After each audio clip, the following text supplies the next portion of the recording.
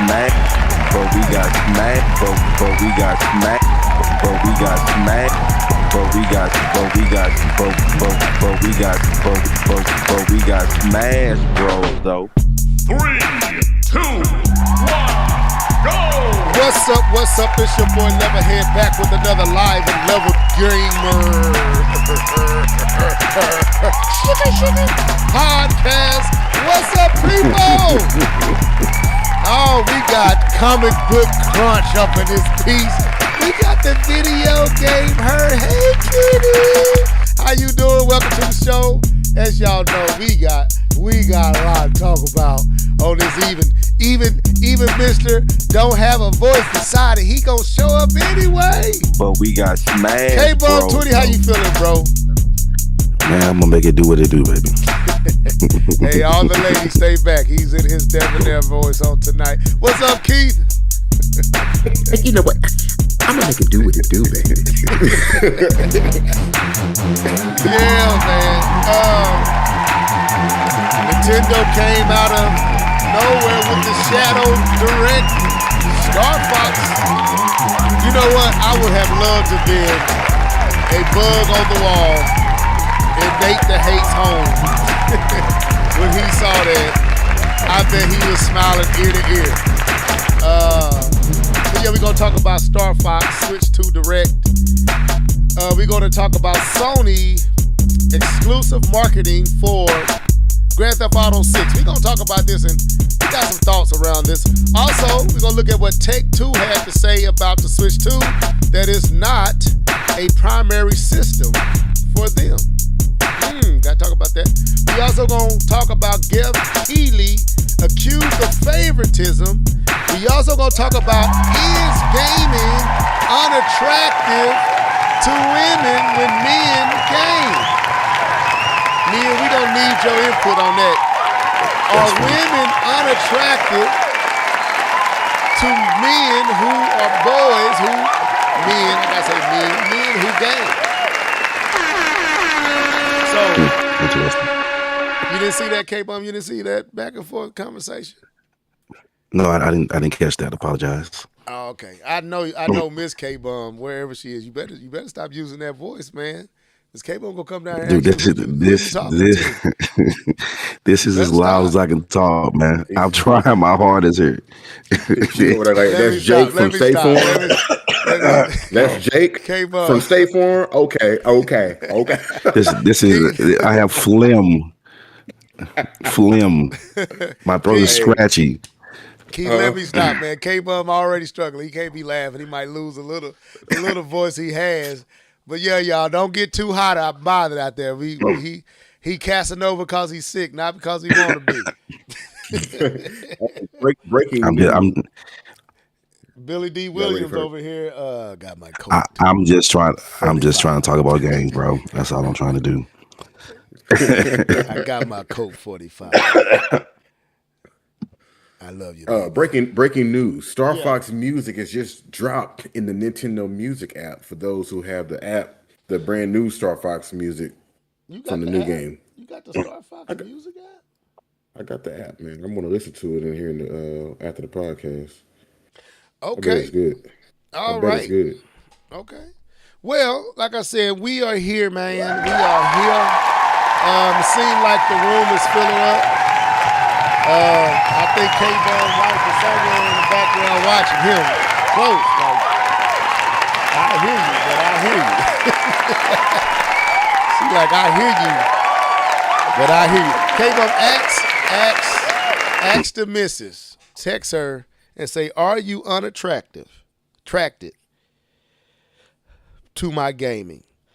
Does my gaming make me unattractive to you? Excuse me, ask her that.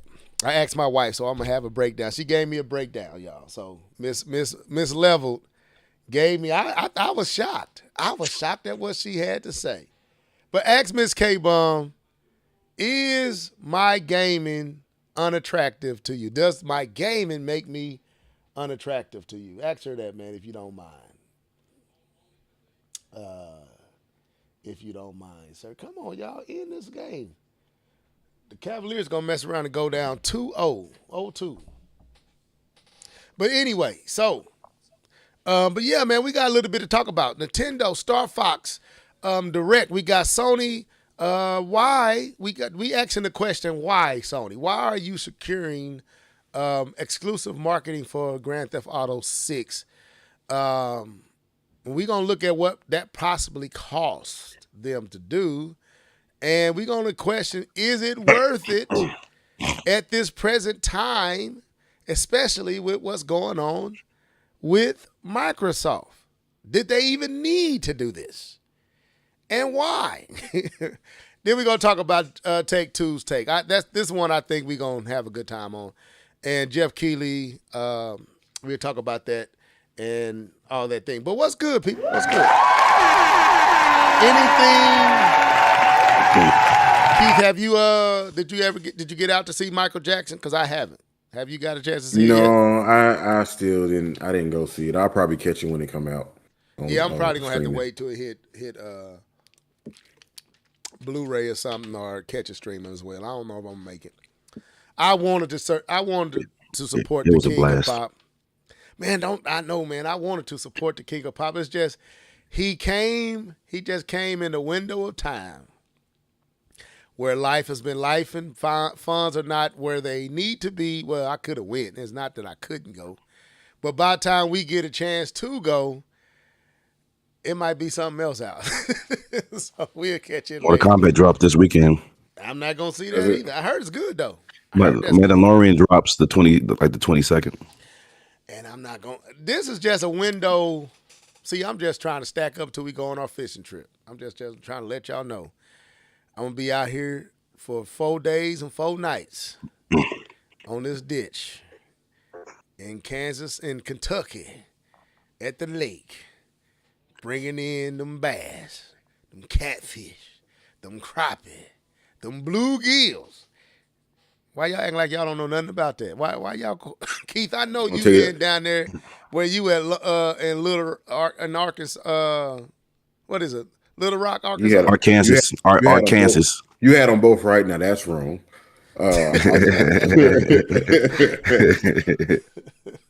You know. I'm not in Little Rock, but they kind of look for you.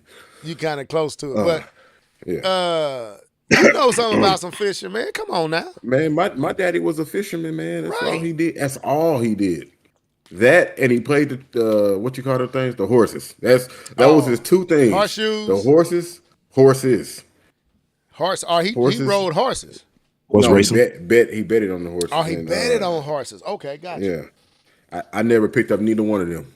I don't like betting. I work too hard for my money. Yeah, the betting I'm with, but dude, I literally picked up fishing in 2003. I really got into fishing, man, and bro, it's dope. But anyway, y'all ain't here. Did y'all, K-Bun, did you get to finish the last few episodes? Well, did you see the latest episode of Daredevil? No, I'm a bit behind. Oh, okay. So, yeah. All so right. no spoilers for me, please. Man, what happened is You would too. I was about to say it too.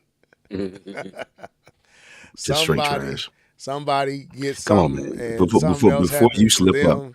and they got Before stabbed you in slip their up. head, and some other stuff happened. And, Real friends. Mr. Kingpin is on the rampage. Okay. All right. All right. What we been gaming on? All right. So we have broke the ice. I'm not used to K-Bum in this voice, although not the whole podcast, but we got to deal with it. But anyway, and these earphones, I don't know if I like these earphones I got on. They sound good, and they also make me feel like I'm lost in space. But anyway, let's get into what you've been gaming on. Let's go. Yeah. You know what time it is. It's time for What Have You Been Gaming On? Sing it, folks. Let's go. Hey. What you been gaming on? What you been gaming on? What you been gaming on? What you been gaming on? What you been gaming on? What you been gaming on? Gaming on, gaming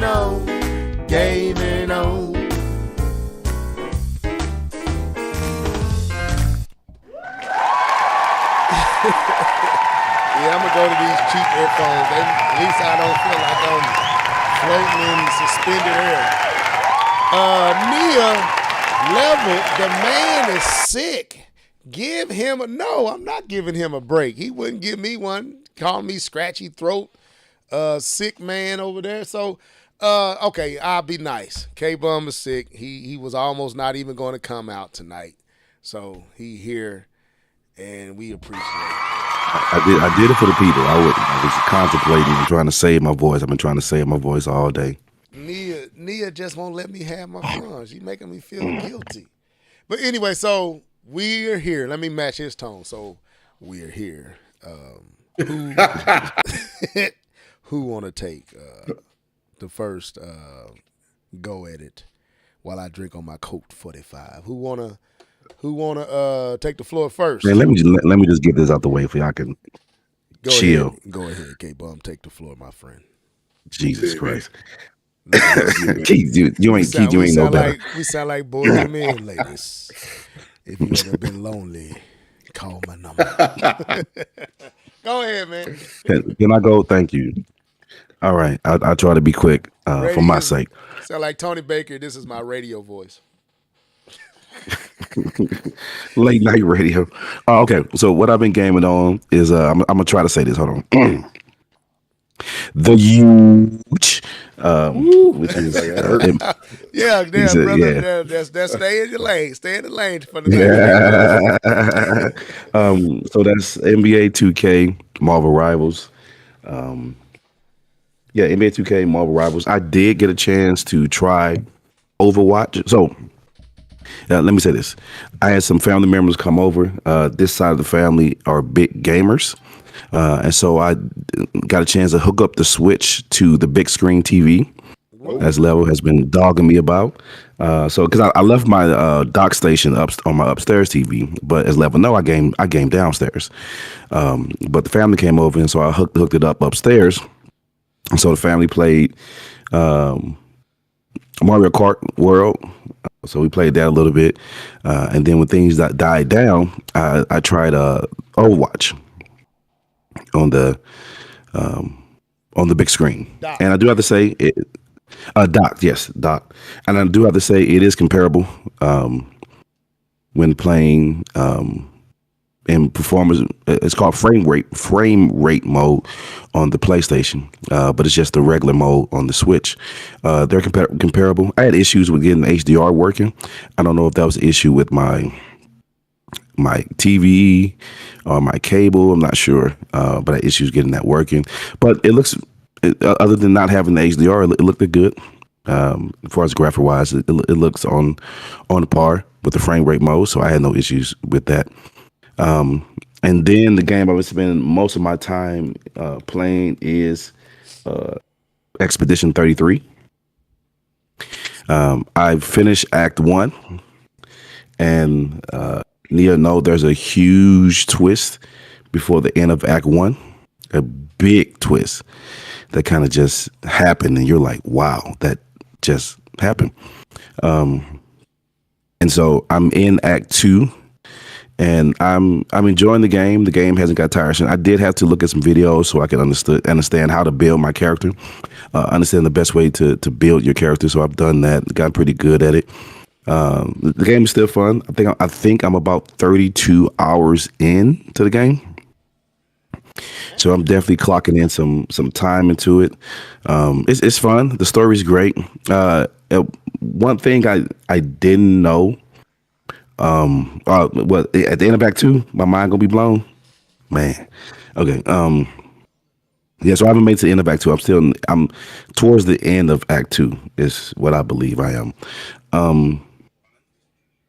So I did not know. So I knew that the voice of the main character was Daredevil. I did know that. The guy who played Charlie Cox. Yeah, Charlie Cox is the voice of the Gustav. But I did not know that the voice of one of the other characters that you interact with, and not in a good way, is actually Andy Serkis. One who did the magnificent motion caption voice actor. I did not know he was involved with this game. And so for a small studio, They definitely got some heavy hitters in the voice acting in the voice acting place to kind of carry the game, and definitely the acting and the voice and the music slaps. I'm not even gonna front. I'm gonna close the ending, but I'm gonna say the music slaps. I be jamming in the little battle sessions. So I do, man. It slaps. But no, it's a good game. I enjoy it. I think the big part of this is the story isn't too. It's gonna sound bad, but I don't mean it.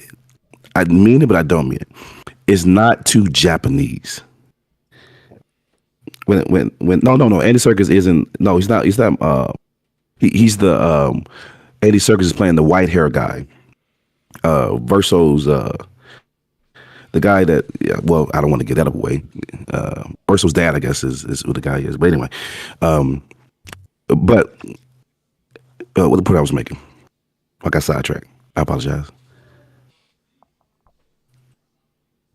But anyway, this game slaps. I'm excited. I've been having a big blast with this. The voice actors have been dope. They spent a lot of money on getting these people into the game. I've been enjoying it, and like I said, I'm about 32 hours into it, and I've been having a good time. So, yeah, that's kind of why I can't wait to get to end of Act 2. I know it's going to be a good twist, and then work towards the end game. But I think it's going to be pretty fun.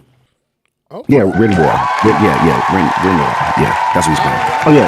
Hey, I said something Japanese. That's what I was saying. So the game's not too Japanese, which I don't want to mean as a diss, but some of those storylines in Japanese games get too out there for me, and it loses.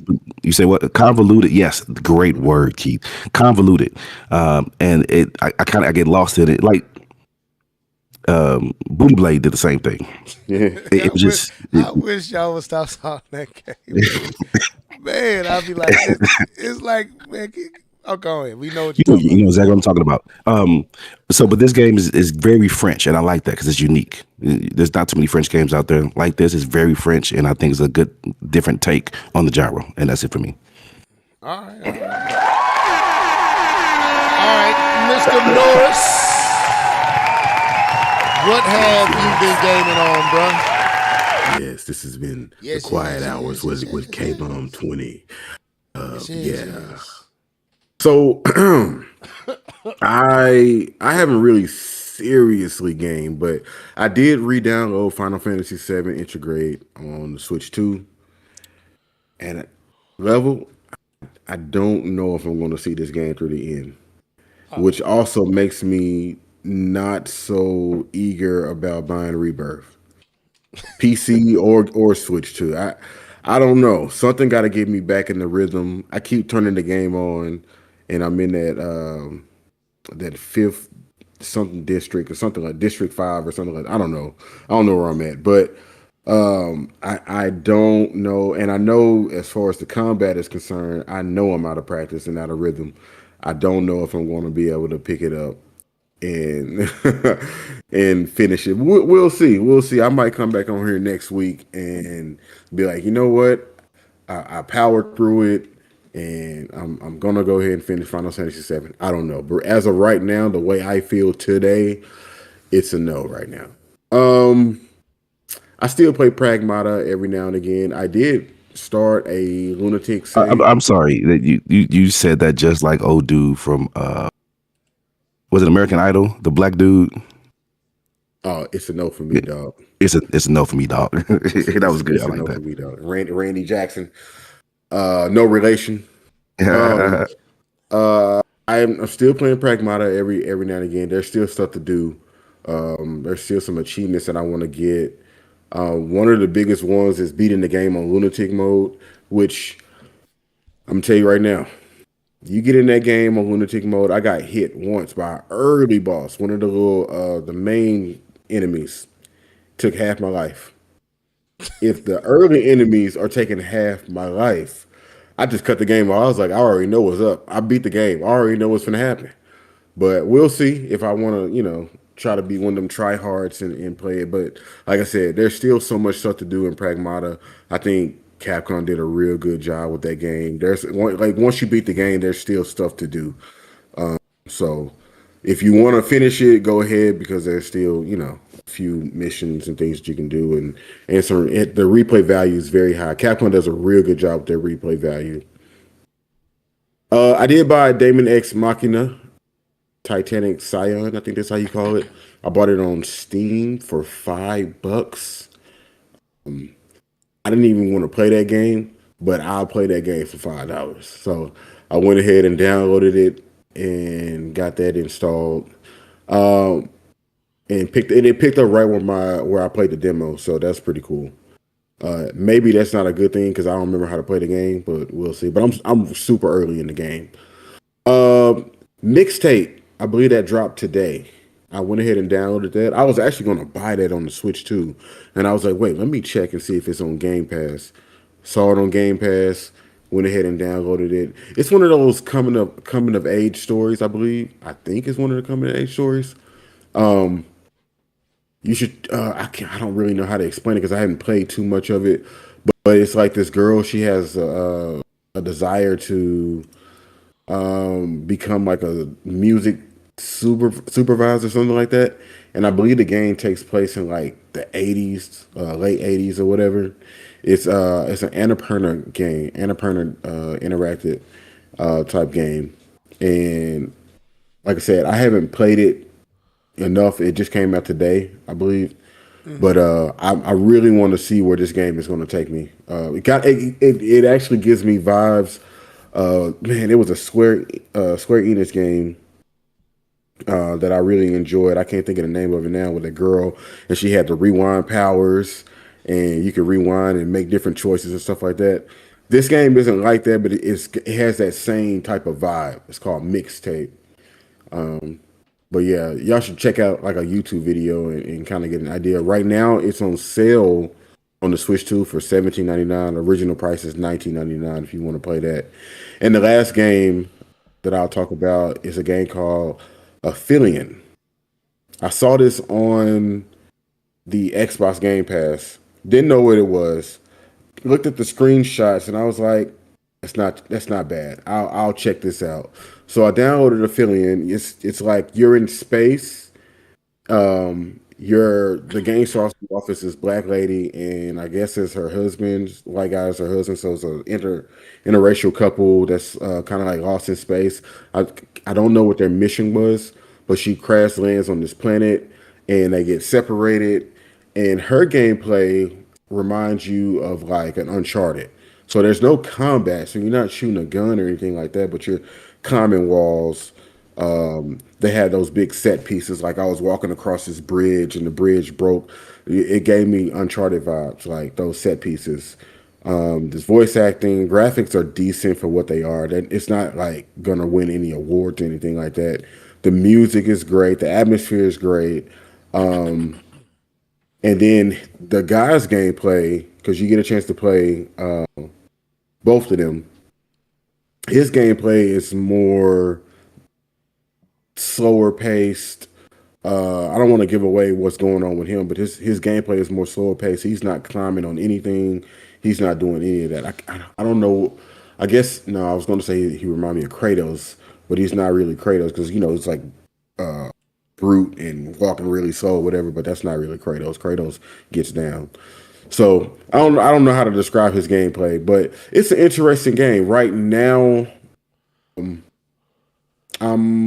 chapter 3 or 4. I'm somewhere in there, and I think it's somewhere on Xbox. It says like 7 hours to beat this game, so it's not a super long game.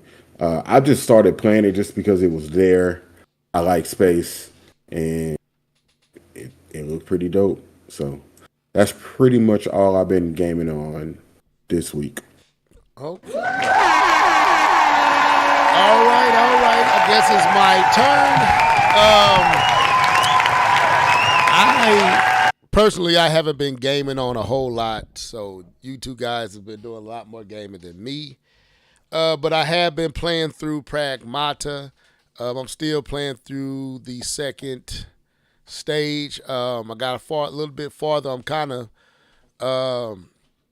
I guess you got to go get these chips so that you can print these, trees in this area. And So I've been doing that. Did I play anything else? No, that's actually all I've played this week. I haven't played much. I haven't did much gaming this week, to be honest with you.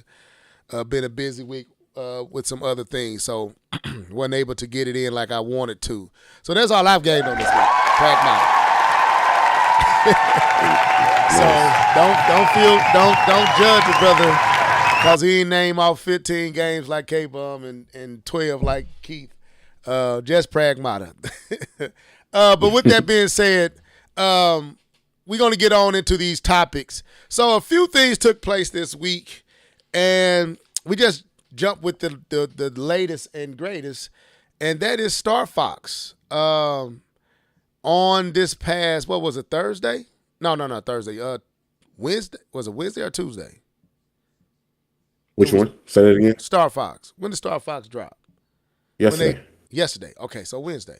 So I'm be honest with you. The reason it's all I'm lost on the date because it was yesterday because I'm sitting here, I'm preparing for Bible study, and Mr. Norris shares a link, and I see Star Fox Direct, and I'm thinking he joking. I'm thinking this is a joke.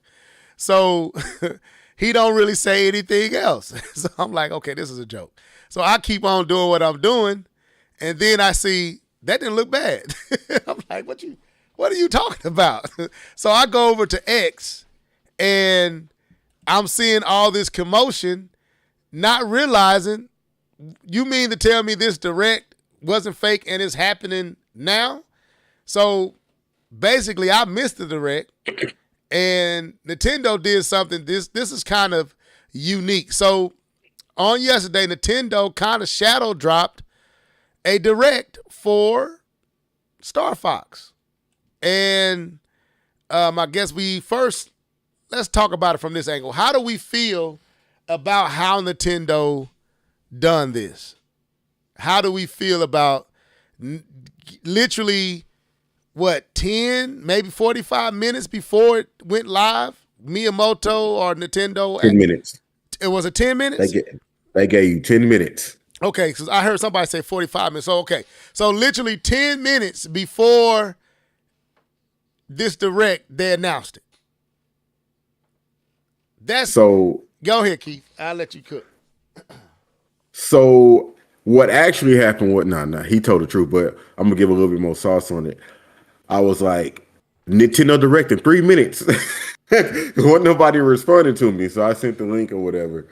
And, Nintendo dropped the Direct in 3 minutes. I ain't mad at it. I like surprises. I don't think I need a huge build up all the time. I'm not mad at Nintendo. I would like for them to do more of this. Who was it that dropped the game? Was that Hi-Fi Rush? Or who? Yeah. Somebody dropped a game like that. I think it was Hi-Fi Rush. Like, I like stuff like that. Like, I want the industry to do more things. It don't have to do everything like that, but like, just drop an announcement like, oh, yo, 5 minutes from now, I'm gonna tell you about something. Yo, what? And it just makes everybody stop and pay attention and look. But also make it worth our while too. So I think this is pretty cool. I also think, and I don't know if Nintendo pays attention to people like Nate the Hate and the rumors and stuff like that, but I also think it was kind of a slight to him. That was like the first thing I said when I was watching. I was like, they funny. Not only did they not release this information in April, they also moved it so fast that nobody could catch their breath, and it was just like, information. Star Fox, that's what you've been waiting on. Boom. It's like, yo. So, like I said, I want to see more announcements like this. Shoot, I wouldn't be mad if they said, hey, guess what? You can go play the game right now. I guarantee you everybody wouldn't cop that immediately. But yeah, that's all I got. All right. K-Bum, I know you got a chance to see it. What was your thoughts on the fact that they literally announced it and had it within 10 minutes? I love it.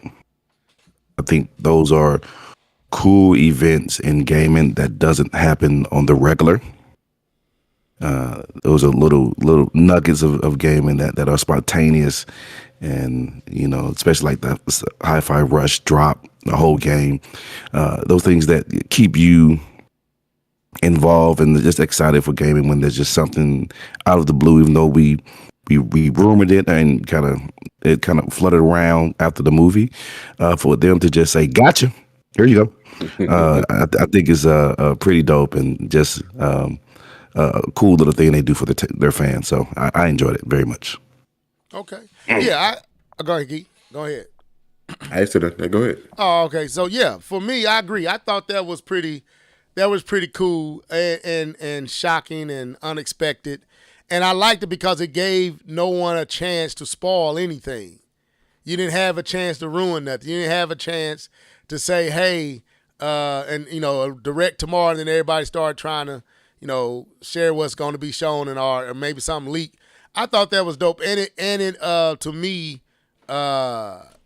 it was like impulsive. Like you see it announced, and the next day you watching it, and it kind of just made it, even though it was kind of ruined by Nate that this game was coming, it kind of created a quick buzz, even though we knew that this game was coming. I also believe that they may have moved the date to share this, to kind of stick it to leakers and Nate the Hate.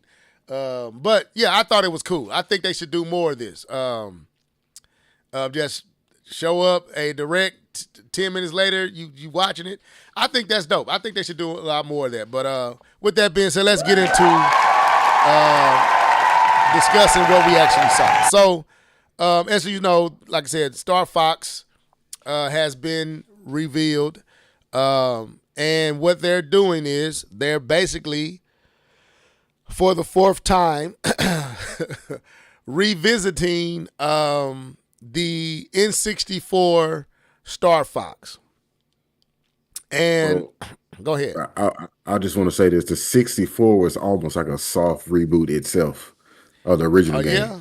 Okay. Yeah. I didn't really know. I'm gonna be honest with you. I never really played the first one on the NES, Super NES. I played it, but I didn't like it. And so when Star Fox 64 came out, I had forgot all about the one that was on the Super NES. But yeah, so this is the one that is beloved. This is the one Star Fox game that we can all say Nintendo got right.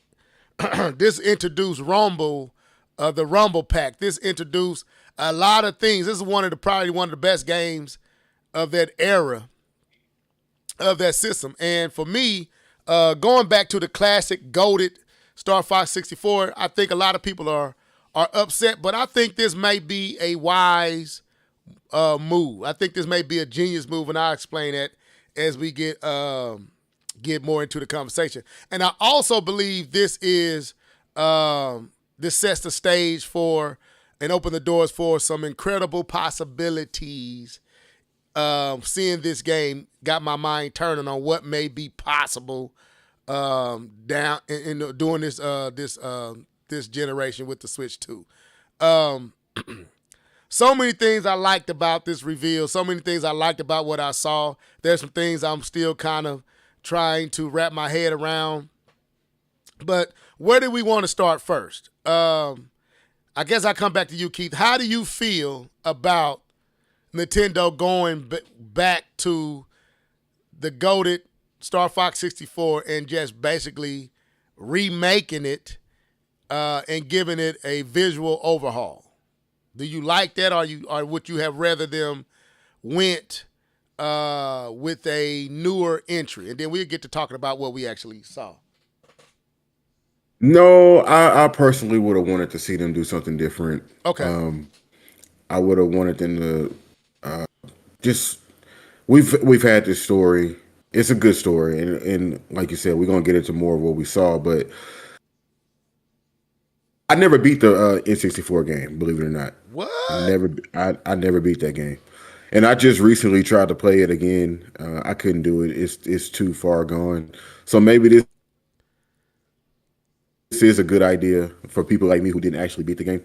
But I still personally would have wanted them to challenge the series, challenge the franchise. Mm-hmm. So I'll leave it there until we get deeper into it. Okay, I'm gonna be honest with you. I did not realize that it had been remade so many times. I didn't even. So when I look at Star Fox Zero, I thought that was kind of a prequel to 64. I didn't realize it was an actual retelling of the 64 game. I don't think I really let it dawn on me what was it, but we were going to the same area, so I should have picked up on that. I didn't realize that they had made another. I know they did the one for the 3DS. My son had that one, and it was just a remaster of the 64 for the 3DS.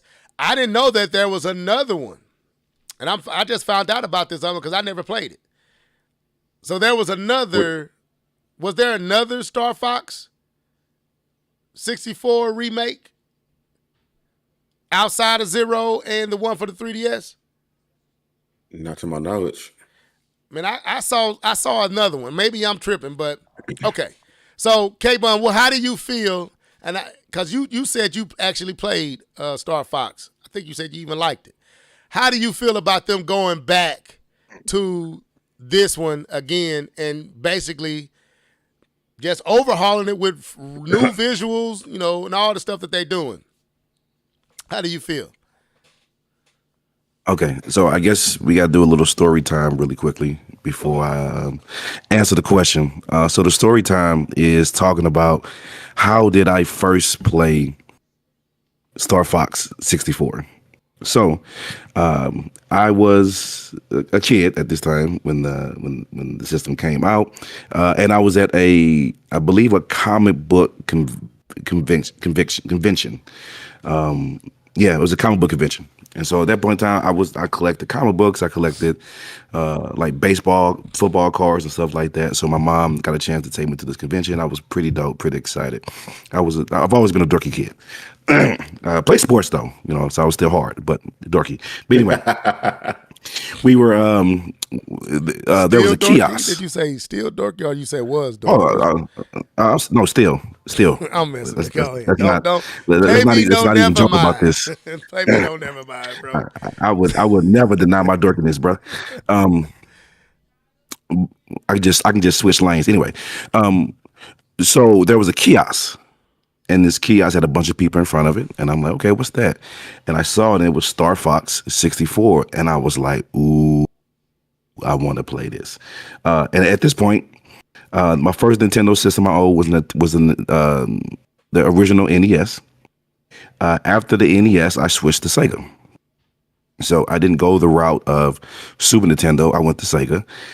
And then I didn't go 64 or Sega Saturn. I went to PlayStation. But I remember seeing Star Fox. I'm like, okay, I've heard good things about this. I want to try this game. And so I stood in line for like 20, 30, 40 minutes just to play this Star Fox game. And I got it, and you got the game, you got that ridiculous controller, and you're flying through, and you're talking, your co-pilots are talking to you, and you're trying to shoot. I had a blast. I had an absolute blast. It wasn't good enough to make me want to get a 64. Let's be honest here. But I did have fun playing the game. I thought it was dope. And it's one of those experiences that to this day I remember. Like, I don't even remember the rest of the convention, but I remember playing Star Fox 64 at a kiosk at a convention. So that's how impactful it was for me. Can I add to that? Please. My first time playing Star Fox was on a kiosk in Blockbuster. They had a kiosk in the back, and I remember going in there to rent a game, and at that time I didn't keep up with the books and all that stuff like that like I should have, but I didn't know anything about Star Fox. And I remember going in there, and they had the kiosk with the controller and the rumble pack, and I didn't realize it was a rumble pack. I didn't know it had rumble pack and none of that. So I'm holding this controller, the 64 controller. And when I got shot, I thought something was wrong because my controller started shaking. I let it go. Like, what's going on? And I lost my mind, man. That 1-to-1 where you see what's happened, you see yourself getting attacked, and then you feel that was the first time that had ever happened in gaming. It was surreal, and I lost my mind. And that's when I was like, I got to get this game, and went out and I went out and went out and purchased it, and the rest is history. But yeah, I'm with you. That it was a kiosk my first time playing as well. But go ahead, you were saying. Yeah, no, that was okay. So that just a quick one time, my first experience with it. But looking at the game now, first thing you see is they upgraded graphics. Actually, the first thing that I noticed, I actually sent it to the chat, was voice acting. And yes, I know that original 64 was also voice acting. It's just refreshing to hear characters and voice acting on Nintendo first party games. And again, don't slaughter me, Nintendo fans. I know not every game is reading. I know that. Okay, guys. I'm just saying my response was yay voice acting. So just chill, Nintendo fans. I know, I get it, I understand. But looking at the graphics, that definitely stood out to me. And then it started to feel a little dated with the on rails part of it. I know I said that out in the chat, and that's when Keith was like, "Yeah, man, this is remake and blah blah blah." But that makes the gameplay feel a little dated when you're kind of on rails. You don't really have that freedom that you have in modern games. But again, it's a remake. It's of an original with additional content, with better graphics, with additional modes, the 4v4 online, right? So for the package, I think it's a pretty good package, depending on how they price it. This is definitely not one of those $79 games, but it's an interesting package, and I'm at least the shadow dropness of it makes you want to hop on it, check it out, and piques your interest. So I'm interested in what the other guys have to say, and we can dive a little bit more into it. Okay. So Keith, we already started the conversation about the visuals, right? I'm gonna let you come in and give your take on, okay, so everything that you saw, how you felt about it visually. Just go ahead and take the floor, because K-Bum kind of already broke the ice on the visuals and things like that. So how are you liking what you have seen far as the reimagining of this classic? How do you like it? First of all, Darkwing, I 100% played. Let me send these shots out. I'm missing everybody. Go Shouts ahead, out to Darkwing. I already got Comic Book Crunch. Shouts out to Angry Vigilante. Brother, let me hold that. Brother, stop calling yourself my pops, bro. You gotta stop with that, man, in the comment section, bro. I don't know about that pop stuff. But anyway, welcome to the show. Go ahead, Keith. You got he said it in the comment section on one of our videos. I'm like, pops. Anyway, go ahead, bro. What was I saying? Oh, Darkwing. I played the original SNES 100%. 15 frames per second, baby. That's what it felt like it was playing. And I just want to say, because Level already talked about the Rumble, but the SNES version of Star Fox brought on 3D for a system that wasn't supposed to be doing 3D.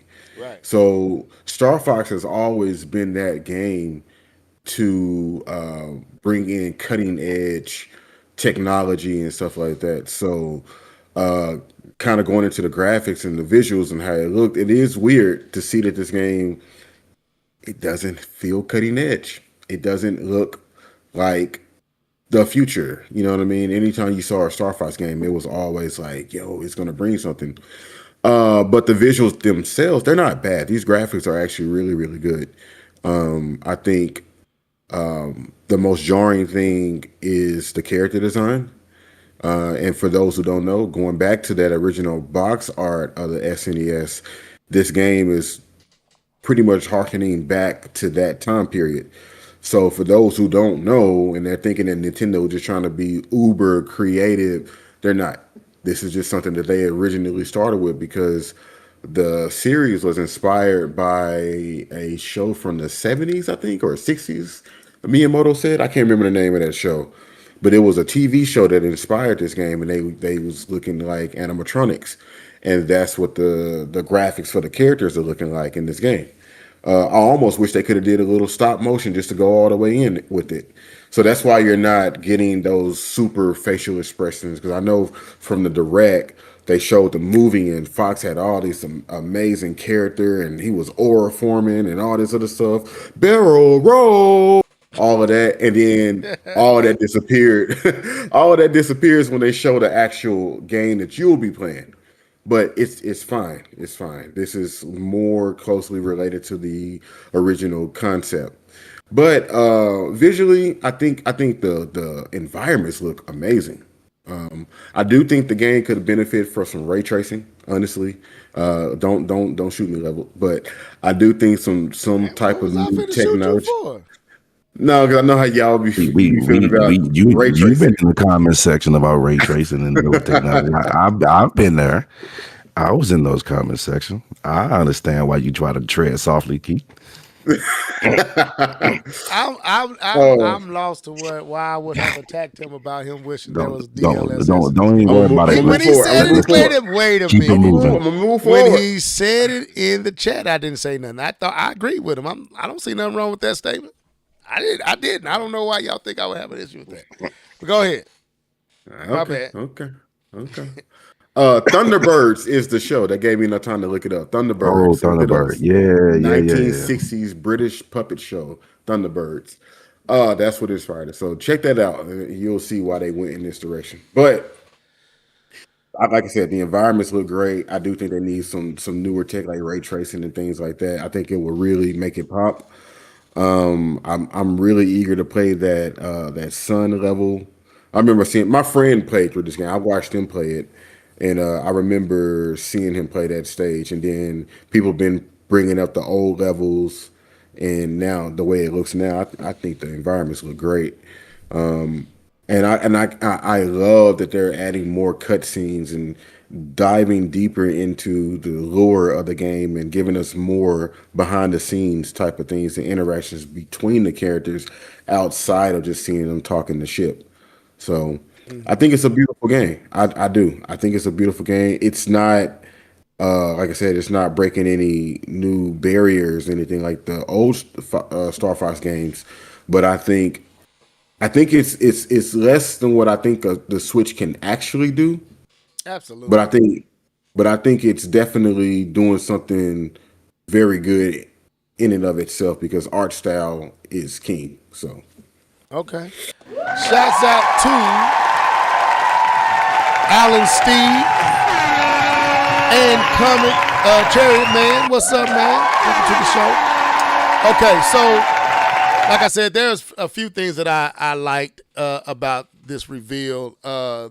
When it comes to the visual, I think I need to approach it from two different angles. I'm going to approach it from the gameplay, and then I'm going to approach it from the cutscenes and the character models and the animation there, right? So visually with the gameplay, just the game itself, you know, the part that you're actually playing, I thought it was cool. Like Keith, I agree. I thought the environments was cool. It puts me in the mind of Metroid Prime 4 in some aspects. Like it feels like some of the same visual qualities as Metroid Prime 4 had, and some of the same. What's up, Darkstar? Welcome to the show. Some of the same aspects that I wish they could have done a little bit better. One is the lighting. I felt like the lighting could have been better. This is a complaint that K-Bum had about Metroid Prime 4 that I also see kind of complicit here as well, is like it just doesn't shine and pop like, you know, modern games pop. Like metal look like metal and light glisten off of metal and shine off metal. Like when you look at Falcon's Good point. shoulder piece, it's clearly metal, but it doesn't shine and show that you know, reflect the light like metal reflects light. It kind of looks like now I won't say, well, I guess plastic. So in that area, I feel like there's a little bit left to be desired.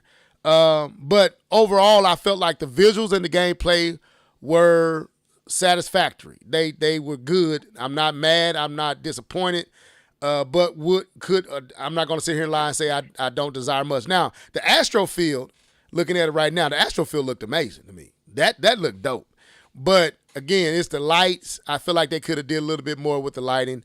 If DLSS would have helped this, then yeah, I'm with Keith. Use it. If you got it in the system, man, use it. But with the gameplay, I thought it was cool. I thought it looked dope to see it brought up to a modern representation. Still leaving a little bit out there that could be done. I feel like they could do more like Keith. I don't believe this is pushing the Switch 2 at all. And I hope seeing it in person would be even better. But I feel like the lights could hit a little bit better. But I'm cool with it. I'm fine with it. And the reason I'm gonna explain why, because this to me sets the stage for some great things. But I'm gonna get there. But the other visuals were the animated characters themselves: Fox, Peppy, Falcon, and what's the rabbit's name? Falco. And what's the rabbit's name? You said it already, Peppy. But then what's the frog name? Slippy. Now again, I still feel like the lights and all this stuff could be better here, but I'm gonna be honest with you. Yes, did it take me time to adjust to the realistic take on the anthropomorphic way that they are showing off Fox in this way, where he looks and they giving him even more animal-like features while doing the anthropomorphic human, being able to walk on 2 feet and all that type of stuff. They look good to me, and this where I separate from what I don't think is a lot of people. I think it's a small, loud group, but to me, Fox and the rest look good to me. Now, Slippy kind of was like, they could do a little bit more work, but he is a frog, so he looks like a frog. But I thought they looked dope, and that was kind of unexpected for Nintendo to go so realistic with the character models. But Keith said something that stood out to me, and I saw it, but when he said it hit even more. They are going for what the original was trying to go for when they was using those puppets. They was going for a realistic look, but they, with the technology at that time, they couldn't do it. And they kind of realizing their vision this time, and I think it's dope. I don't have no problem. This is not, and let's refute this. This is not the Sonic visuals that the original Sonic movie had, where people complain and wanted Sonic to look more like the game Sonic. To me, this is not that. I think that's a stretch. I think that's a reach. If you wanted more of an anime, you want more of what was in the movie, or you want more of what's in Smash Bros, that Star Fox, okay, I'm with you. If you like that style, I'm with you. That anime, cartoony look. But for realistic, Nintendo did their thing. I'm sorry. I thought they looked dope. Now, the legs on Fox, I think Nintendo may be going a little too far. Go on, give them human legs. Nintendo, you ain't gotta. I think Falcon looks dope, but Fox looks kind of weird having his, real Fox legs and boots. That may be a little bit too much. But Falco looks dope with it. It works for him. I don't think it works for Star Fox. But other than the legs, I have no issues with the way they animated them characters. So that's my take on that. I'm gonna try to see. I like the new designs to this Nia. I always felt like Nintendo games have a certain homogeneous look where everything has clean lines and colors. Star Fox being more gritty is awesome. I agree. Absolutely. Drop them bombs in there, Nia. Dark Star says, yeah, probably not even using DLSS. They could give us 120 frames per second if they did. I ain't even thinking that, D. Dark, that's why you so good at what you do, bro, because I wasn't thinking about that. The snow map looks real good, though. I agree. Heart and Soul, welcome to the show. He said, it took a while for me to get used to it, but as I watch, it looks good. I agree. But, so I want to go a little bit farther. So we all agree that it's cool, but different levels of visual. Like K-Bum, I agree. I don't think K-Bum wrong at all. There's a little bit left to be desired. I'm not saying it's blowing anything away, like Keith said. It's not even to me pushing the Switch 2 at all. I have games that clearly push the Switch 2. This is kind of belief that this looks like a above indie, but not AAA. Is that fair? I think that's where it's at, like a B tier. Huh? Yeah, AA. It looks like a AA game, and I'm fine with that. But the reason I like this, right? The reason I like this is because it opens up so many possibilities. And I'm hoping that Nintendo is thinking this way. If they can take 64 games, give them these visual overhauls, and present them to us like this, Nintendo got a gold mine on their hand. They got a gold mine on their hand, bro. For the right price. For the right price. And this is 40, and I think and I'm going to be honest, I think they priced this right. $39.99 for the digital, $49.99, or is it $59.99 for the physical and $49.99 for the digital? Yeah, $49.99 for the digital, $59.99 for the physical. I think that's a proper price for a game like this. I think they can go down another notch to $39.99 digital, $49.99 physical. But I think they cool in the pricing. This opens up some opportunities and some things that, to me, blew my mind. Just imagine them doing this with Wave Race. Them bringing Wave. You really want that. You really want that. Listen, y'all. He been talking about Wave Race. The moment he saw it, he's like, "Oh, they need to do a Wave Race." Yes, because what have you played Wave Race on the classic? Well, what they call that, where they let you play all the old games and NSO, is it NSO? I can't remember what it is. But have you played Wave Race? Yes. Wave Race. I don't like Blue Storm. I don't like Blue, but I'm talking about the original Wave Race 64. That game still physically feels like, don't name too many games, physically feels like that game. How the water operates, how it controls. I haven't played many games that feel like that game. And if they can give that game the visual overhaul, NSO, thank you. You was right, Keith. If they can give that game the visual overhaul that they gave this game and bring that and give us to us for that price, Wave Race, and although a few other games on the 64 that can get a visual overhaul like this, to me, that's a gold mine, because a lot of those games on the 64 was really, really good games, ahead of their time type of games that only lacked the visuals, that only lacked the stable frame rates.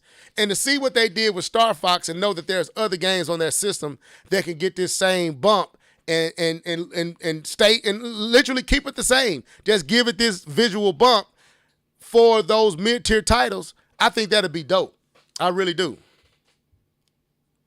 You mean like Wave Race, 1080 snowboarding? All those games. Yes, give it this visual overhaul in that AA tier. Don't cost you a lot. I mean, I'm pretty sure the character models, they might expensive, but the game don't look like it costs a whole lot to make. It looks good. It doesn't look great. It is not breaking. It's not setting the standard visually and graphically, but it's good enough. But all those games on the 64, if they can give them bumps like this and bring them over, man, I think that'd be crazy. I think that'd be crazy. Go ahead though. I don't know what your thoughts on that. I'm not mad at that idea. There were a lot of games that could have benefited from a bump up in visuals, bump up in tech, that we just couldn't realize back then. So I ain't mad at that. I mean, just go back and just go all the way deep into the catalog. I mean, we could throw in rare games. I mean, yeah. I would assume Nintendo still owns those games. So I don't know. I don't know if they own them, but they got a lot. They got a few games that, to me, that would be perfect for this type of visual overhaul, and then bringing it for those mid prices. That's not breaking the bank. But they can them can breathe new life, and this is what I mean, and introduce those games to a generation that knows nothing about this game. Even though I know this is the third or fourth remake, there is a generation that knows nothing about Star Fox. So Right. why not introduce them to the best Star Fox, win them over? You doing it cheap. You could test the waters. Is there anything here for this character?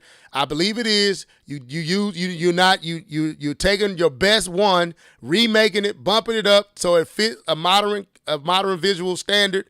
Now like I said, the cutscenes look amazing. Then this whole new generation, now you can start doing Star Fox if they buy into it. You're not losing money. You should do that with Wave Race. You should do all those. F-Zero should get this same visual bump. And test the waters. You ain't losing a lot. I'm pretty sure they could take this same engine, do all those games over from the 64, those games that they scared to just put a big budget behind. Clearly, this is not a huge budget. Do all those games and introduce those titles that we all been asking for. Introduce those titles to this generation this way, and then you can see where it at and let them be AA titles for your system while you work on the AAA Marios and the Zeldas and the Smart Smashes and the whatever else you got coming. I think that'll do, and let some of your I don't know who made this. I don't know who worked on it. But it does visually look like it looked like Metro Prime 4 to me. It got that retro studio visual to me. you got titles like I was going there, Darkwing with Jet Force Gemini. That's why I asked if Nintendo still own those IPs, because you can do all the retro games. But then you got Space Station Silicon Valley. You heard that in the way I have you. No. Pilot Wings, Pilot Wings 64. Yeah, man. He already mentioned Excite Bike, so you got Excite Bike 64, Kirby 64. There's a lot of games that they could bring back. Yeah. Blast Corps. Of course, I'm reading because I can't remember. It's too far. It was just when I saw it, it was like, man, they can do so many games like this with this visual level, which is, like I said, it's not killing, but it's good enough. It's satisfactory. Bring all them 64 games up with this visual. I think it'd be dope to do that. Buck Bumble. They can finally finish and make Superman perfect. No, let me stop. So let's continue, then we'll move on because I don't want to stay on this too long. So what do y'all think about the online aspects of the game? The 4-on-4 battles, all that stuff. What do you feel about that? I'll bring K-Bum in since he's been quiet. K-Bum, what do you feel about the online portion that they showed? Yes. I think it's dope. I think it adds kind of the piece that needs to be there for it to be a good game, right? To be not a good game, to be a fuller experience. Since we are losing some of that because of it being a remake, so I think it was a good include to have that type of game. If you my honest opinion about it, so okay, yeah. All right. Seems like everybody in the chat is liking the online. Keith, come through here, bro. What you think about the online? Yeah, me and Nia went back and forth about this before when it was just rumored to be coming out or whatever, and it was mentioned that it was going to be a classic game, and we were both like, I don't know, man. I hope they got some online. So to see it actually be here, online multiplayer, it's 4-on-4, which I hope that all of this expands, but I'm happy to get what we're getting now. I hope the maps expand. I hope the characters expand. I hope you get more stuff because these online gamers can get real ticky about some of the stuff. They keep doing the same old things over and over again. But that was the only thing that I was worried about. I think that's just the beginning. They're not telling you everything, hopefully. But I this is the reason I would want to play it. I want to play with you guys. I want to play with Nia. I want to play with whoever else, Dark. be friends on Switch now. Whoever won the game, you know what I mean. We can all get on there and play. Whoever want this smoke. I don't know, but they can probably gonna give me the smoke. But and I go get my camera and get my AR on and get my Fox McCloud, and you see my face in the little drop down. So, but no, I think this is exactly what this needs. So good job, Nintendo. All right. Any final thoughts on this before we move on?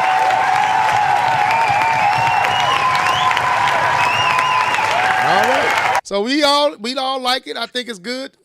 When is the release date? June the 25th? 25th, I think. June 25th. Man, that's dope, man. That's dope. Nintendo, keep that to me, this is dope.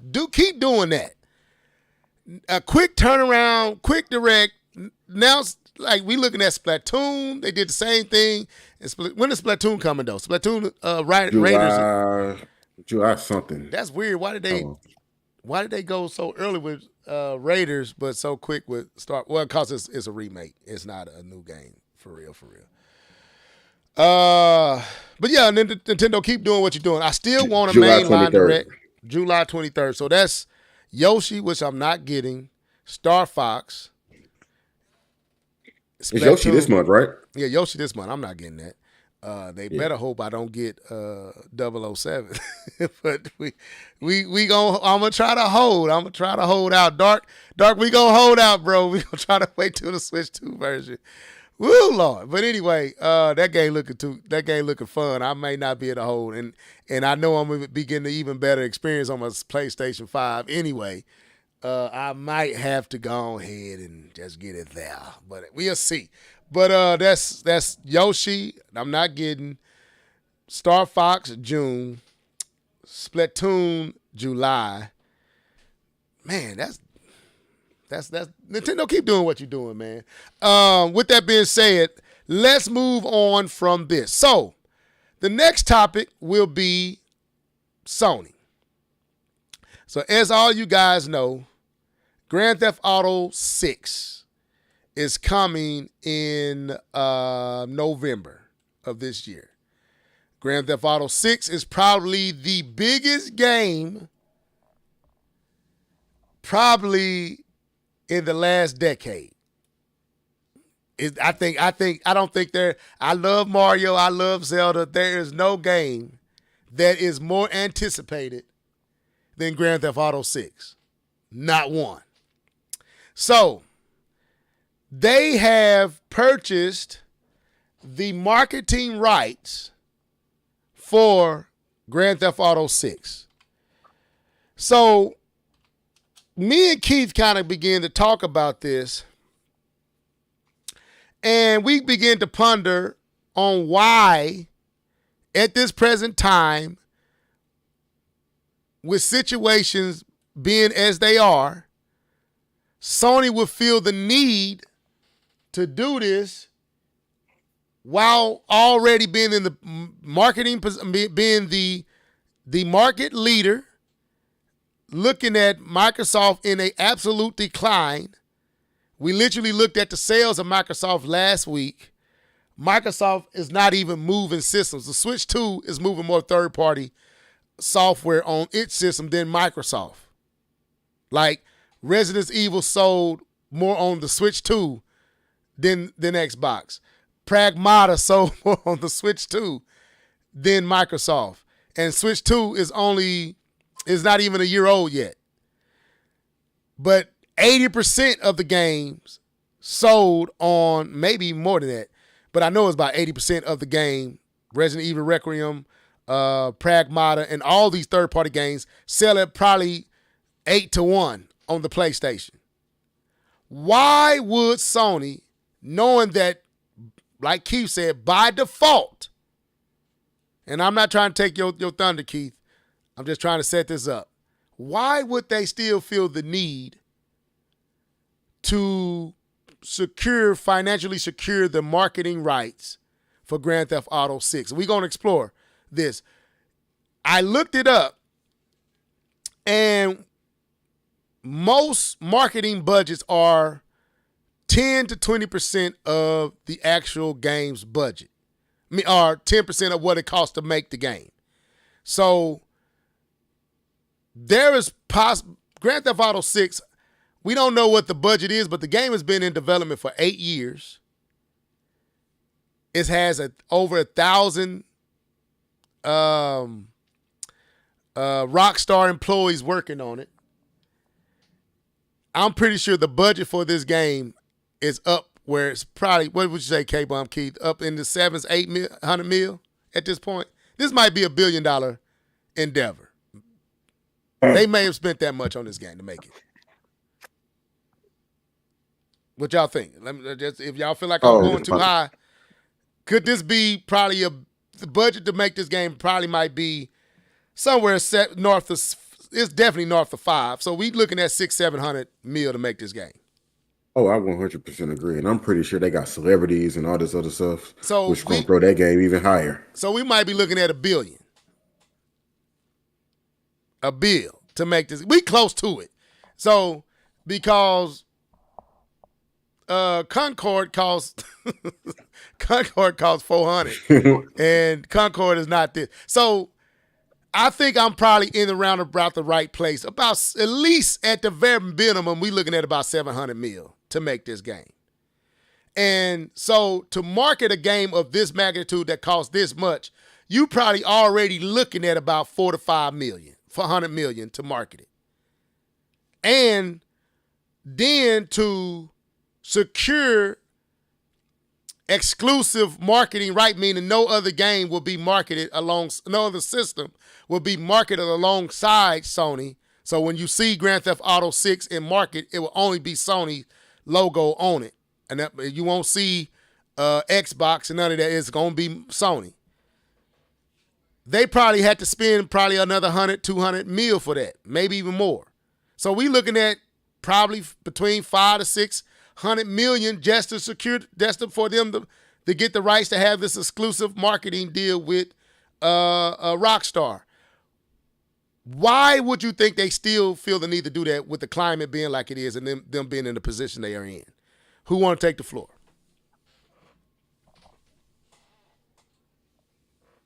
I'll go first. Keith, go ahead, take that, Keith. Well, first of all, I was looking this up as you were talking, and the Take-Two CEO, Strauss Zelnick, I think that's how you say it, confirmed to Bloomberg that GTA 6 has been given an unlimited financial resources to make sure it delivers on fan expectations. And if you read up above a little bit more, it says GTA 6 is estimated to be between $1 billion to $1.5 billion. Alistine, hold your thoughts. We let us build to your point. I'm a build there. But let's go ahead, Keith. Alistine jump. He letting the cat out the bag a little bit. But go ahead. But yeah, I don't understand Sony to want to do. No, I understand, but I also feel like this was going to happen by default. Even if Microsoft, with their unlimited wallet, jumped in and said, we're going to market it first or market it as an Xbox game, it's still going to sell better on PlayStation. So to me, when you brought this up today in the chat, I was like, why would they do that? Why would they spend money? Let me move this out the way. Why would they spend money to help market a game that's sold itself? All you got to do is just tell people that the game is out. You ain't got to put too much on it. You can put a piece of paper and write it down. GTA 6 coming out this date, and take a picture and post it, and it's going to sell. People have been anticipating this game that I don't think it needs too much of anything as far as marketing is concerned. It definitely doesn't need marketing from one of the big three, in my opinion. Now, I'm just talking from a armchair analyst. I don't know nothing how any of this works, but to me, I think it's a waste of money for PlayStation to put up money when they should be taking that money and making a game and go market that game, because GTA 6 is fine. It's fine. You don't have to do nothing. You just go put it in the kitchen and they gonna come. It's already cooked. They showed up with plates and you didn't even know they knew about it, but they knew about it. They knew about it. GTA 6 is the game that sells itself. It is. It's so I don't know. That's my initial take. All right, K-Bomb, come on in here, bro. Why would Sony still feel the need to secure the marketing rights after all what Keith just articulated and what we just said? What am I doing? Come on. Yeah. So these things take time, right? These things are not done overnight. So this has probably been in play for a long time now, right? Trying to secure this for their system. So, like I said, this is I apologize, guys. So this isn't brand new, and we know that. But to my point, this is GTA we're talking about, right? Yes, sir. This is the game that sold 10 years. Still selling, sir. Still selling. Okay. I would love to make some money from that game and still selling. Still selling, right? Yeah. Okay. So this isn't just a good title. This isn't just a decent game. This isn't just the run of the mill. This isn't just, whatever. This is for the lifespan, and it started at GTA 3. This has been probably the most impactful game in all of gaming every time it's released. So I get it if we were talking about, the next Call of Duty, right? If we were talking about, the next big shooter, the next big extraction game. But we're talking about a game that when it releases, people flee from the release date. Not just the release date. People flee from the release year. They move games to entire different years. Entire different what do we call them? Quarters to stay away from this behemoth. And like I said, this has probably been something that's been in the works for probably 6 to 8 months, because these things don't happen overnight. Yeah, Sony's probably been talking to them. They just finalized it. Yeah. I think the last few days, actually. Yeah, so they've been working on this for 6, 8 months probably. And you don't back out just because Xbox isn't there anymore. You still want this is the definition of a system seller.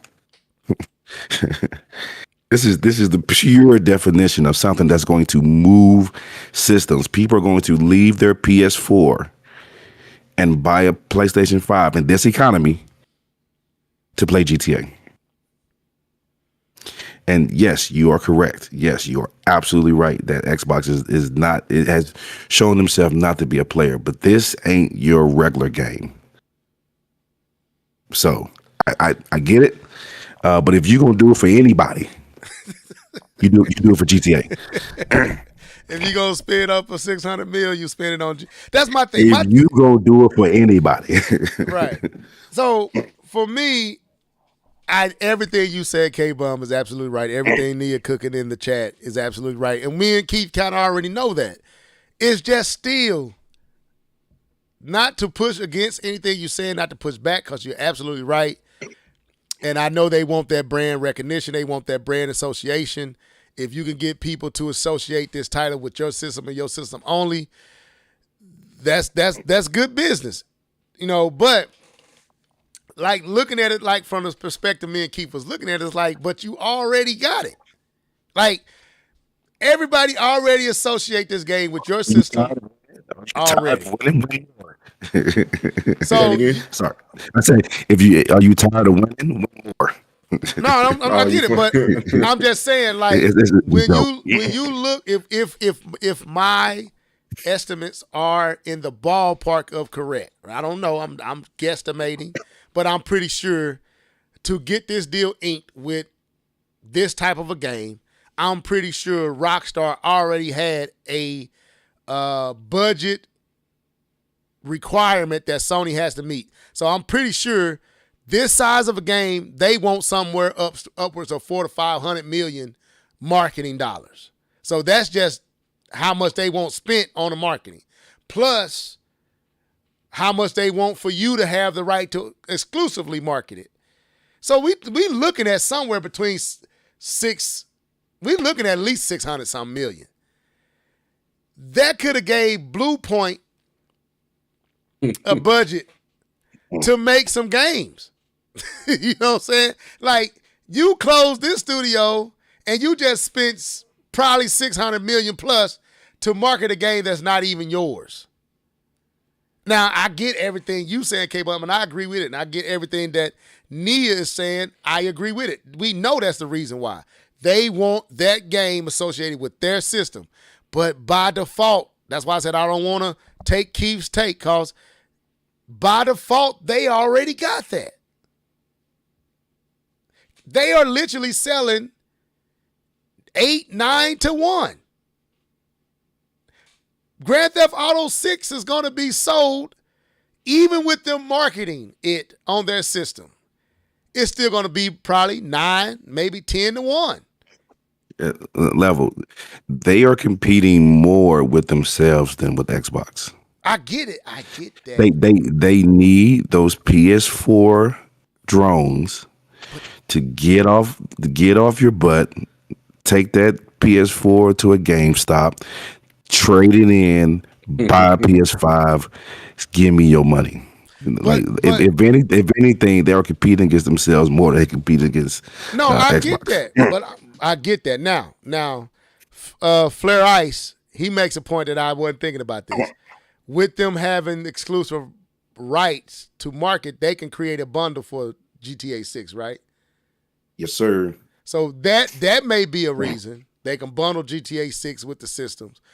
And that goes to what you're saying, K-Bum. But I was just saying, again, by default, what you're saying, K-Bum, is going to happen anyway, because you can't get GTA 6 on PlayStation 4. So that's going to cause the great migration. That's going to cause the great exodus from the PlayStation 4 to the PlayStation 5. This one title, whether you have exclusive marketing rights or not, that migration was going to take place.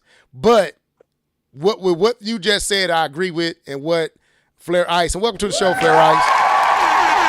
What he just said, coupling those together, I get it. I got it before, but I just like Keith. I'd be like, man, y'all might have could have just sat back and chilled on this one. Y'all didn't have. Y'all gonna get it. Y'all gonna benefit the most, regardless of y'all if y'all purchase this or not. It's all coming y'all way, unless. And I don't. Before you get to that next point, I kind of know where you're going with that already. Right. I would say this, that I do agree with you. Like my comments is not a direct defiance of your comments. I agree. I didn't take it that way. I didn't take it that way. I do. No, I'm not saying you are. I'm just saying it to get to this point. I wish they would not have spent this money for GTA. I wish they would have, like you said, put that money back into their studios. But if you're gonna spend the money, look, you can't say that while sounding like you can't Henry Belafonte. You can't be go ahead though. Go ahead. If you're gonna spend the money, you give it to the pretty girl. Anyway. Hey, that's funny. Hey, can we bring this up right quick? Go ahead. Because I know you want to move to another point. Darkwing, we're gonna acknowledge it. He said, bingo, Nia. That, and they got nothing else to really push their brand right now. I know he want to take a shot at Sony. That sounds like a shot. I'm going to let you have it. He's saying that they trying to push GTA because they ain't got nothing else to push. Hey, but wait a minute, I've been taking that shot for 3. I've been taking that shot for 3 years. Yeah, okay. They don't have no, and they should have got more criticism for they lack. We talked about it, but I've been shooting them for 3 years at least. But they do have Wolverine coming in September. So are we saying and it ain't GTA? No, of course it's not GTA. But we're not saying Wolverine. So we're not considering Wolverine it's not doing Spider-Man numbers. It's not doing Spider-Man numbers. It's going to be good. It's not doing Spider-Man numbers. Well, yeah, he No, ain't the same. I think Spider-Man, It's a bigger because character. remember, this isn't the first Spider-Man game. Spider-Man games have been excellent Do you before think? PS4. Do you think Spider-Man 2 may have hurt that for the next Spider-Man? I don't think it hurt it. I just don't Okay. think it was a good game. I don't think it hurt it. Just wasn't a great game. I mean, it was fun. It was a great experience, but it wasn't a great game. It wasn't. outstayed its Wolver- welcome. It outstayed. It did. Well, Wolverine. Wow, that was pretty bad. That really broke. Wolverine has. We've had Wolverine games, but they've never really been that good. So it doesn't have a track record like Spider-Man does. So I think it's going to do well, but not Spider-Man numbers, in my opinion. Read what Darkwing said in your voice. I think it'll sound better. They're a penguin in the North Pole buying ice at this point. Okay, Keith, what was you finna say, bro? What was you finna say? I already said it. Going. What did I miss? No, he wanted to basically take a shot at Sony for not Oh, okay. having nothing else to push. Okay, so somebody up here, and Alan Steed, he said, so if they spent $1 billion, would you think they would need the Switch 2 to help make the money back since it's not coming to PC yet? Now, I don't know. I would say that gives more credence to the rumors. And it ain't really a rumor because they actually said that they are looking into if the Switch 2 can run the title. And I think Nate the Hate Them said they are trying to see if it can run on the Switch 2. I did have some I sent it, but I'm not going to go there because I don't know how true it is. So we just speculate amongst ourselves here. Do we think this title's going to come to the Switch 2? And could that be another reason why Sony wants the marketing exclusivity? I doubt that. Skip that last line that I said. That's the biased Nintendo fan in me saying that. They got this for exactly what K-Bomb saying. So but do we think this coming to the Switch 2? And should it? I don't think That's they the can really question. avoid it at this point. It all depends on, because GTA is not Unreal Engine. It's, Okay, let's get to the is point it? what I'm trying to say. Unreal Engine is scalable. They still have Unreal Engine 5 games running on PS4. They have running on mobile games. The Grand Theft Auto engine is built from the ground up. There's only certain the floor can only go so low. We saw that issue with Cyberpunk trying to stretch their engine to run on the PS4. It's a homegrown engine that the ceiling, the floor is only so low, right? And so it's not a guarantee. And okay, this is not a jab at Switch. I have a Switch. I enjoy my Switch. I played my Switch this weekend, but it is less. I'll say this, not underpowered, because that's also a very telling statement. It is less powerful than the PS5. I'll say that. But we have a lot of these UE games that have been that are scalable, that can run on these systems. This game is not coming for the PS5, and also, let's say this as well. The Switch 2 is also playing PS5 games. Let's say that. Let's get out the box and say that as well. But the point I'm trying to make is that it is based on the technology of the engine. Let's make sure we're getting this straight. If the engine can't run on it, then if the engine needs more time to run on it, because again, they're focusing just on consoles. They're not even producing a PC. They're focusing on consoles to make this game the best it can be on the PS5 and Xbox, whenever that happens. So I think they can. I don't think they can really avoid the Switch, really, but it all depends on how well they can get it to work, because they have to optimize it on the Switch to get it to run appropriately. Nia said quit dancing, K-Boom. She said it's underpowered. It's less power. It's not underpower. It's less power. I wouldn't call it underpower. It's less power. Go ahead, Keith. What's your take? Is this coming to the Switch 2? If you can get it working, that's it. If you can get it working in a playable condition, get you a rock solid 30 frames per second. It ain't hitting 60. I doubt the PS5 will hit 60. But if you can get it working, make the most educated cuts, because you're gonna have to make cuts. That's the inevitable. You're gonna have to make cuts, but you got to make the right cuts. You can't just be cutting stuff just to be cutting. You can't cut gameplay. You can't cut features. Everything has to be intact. So like they, what game was that they were showing? That was Final Fantasy, where they removed some flowers or something from the table. You got to make cuts like that. And if it makes sense, bring it over. If it doesn't make sense, don't even put yourself in that situation. Don't put Nintendo in a situation like that. If it don't make sense. I know that scene right there looks straight up like AI, but this whole game looks like AI to me. To be honest with you. What about? And this is Flare Ice. Is going to be on the Series S. How does that factor into the equation? If it's coming to the Series S. Yeah. So what? How does that? I'm saying if it's coming to the Series S, how does that alter your thoughts on its possibility with the Switch 2? It gives credence that it's possible, but again, is what can the engine do? Right.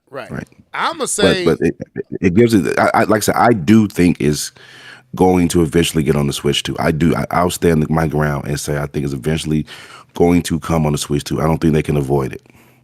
Yeah. But it's going to be later. It's going to be probably after the PC, in my opinion, because PC is going to probably, and don't fight me, Nintendo fans. PC is probably going to generate more money than the Switch 2 copy. I'm going to say, have you seen the mods for the PC? You got mods. Have you seen the mods of the PC? Yeah, I know they're gonna make money on the PC. I'm gonna say this: I believe they are trying to get this thing on the Switch 2. Will it come? It goes to what K-Bum Keith said. If they can get it to run, I believe they are trying their darndest to get it to run, though, because they spent a lot of money on this game. And so, yeah, I believe if they can get it to run, it's coming. And I think the Series S is a good gives hope and credence for the possibility of this game coming. With that being said, I think that's a good place to pivot to this next conversation. So, as y'all know, Take-Two was supposed to bring Borderlands 4 to the Switch 2. They had their whole what developers what they used to call that developer something. Keith, you know what I'm talking about? On the app, they would have the developer moments where the developers would talk about their game and all that type of stuff. And I think Borderlands 4 had one of those developer moments, or what they call, I forgot what Developer Direct or something. It wasn't a developer direct. It was launched straight to the Nintendo app and then the YouTube, where the developers talk about the game, what it took to bring it over. I think they did one for CD Projekt Red. They did one for this game, Borderlands. They did one where they interviewed the developers. I forgot what they called it though. Developers Take or something like that. But anyway, of course, Take-Two had one for Borderlands 4. But we know the history. I mean, are you talking on the Nintendo webpage? Yeah, the Nintendo app, they used to have they would ask the developer or something like that? Yeah, ask the developer, something like that. Well, Take-Two with Borderlands 4 had one. They had an ask the developer. But anyway, so as we know, it ended up getting delayed. Creator's Voice. There, thank you, Nia. Creator's Voice.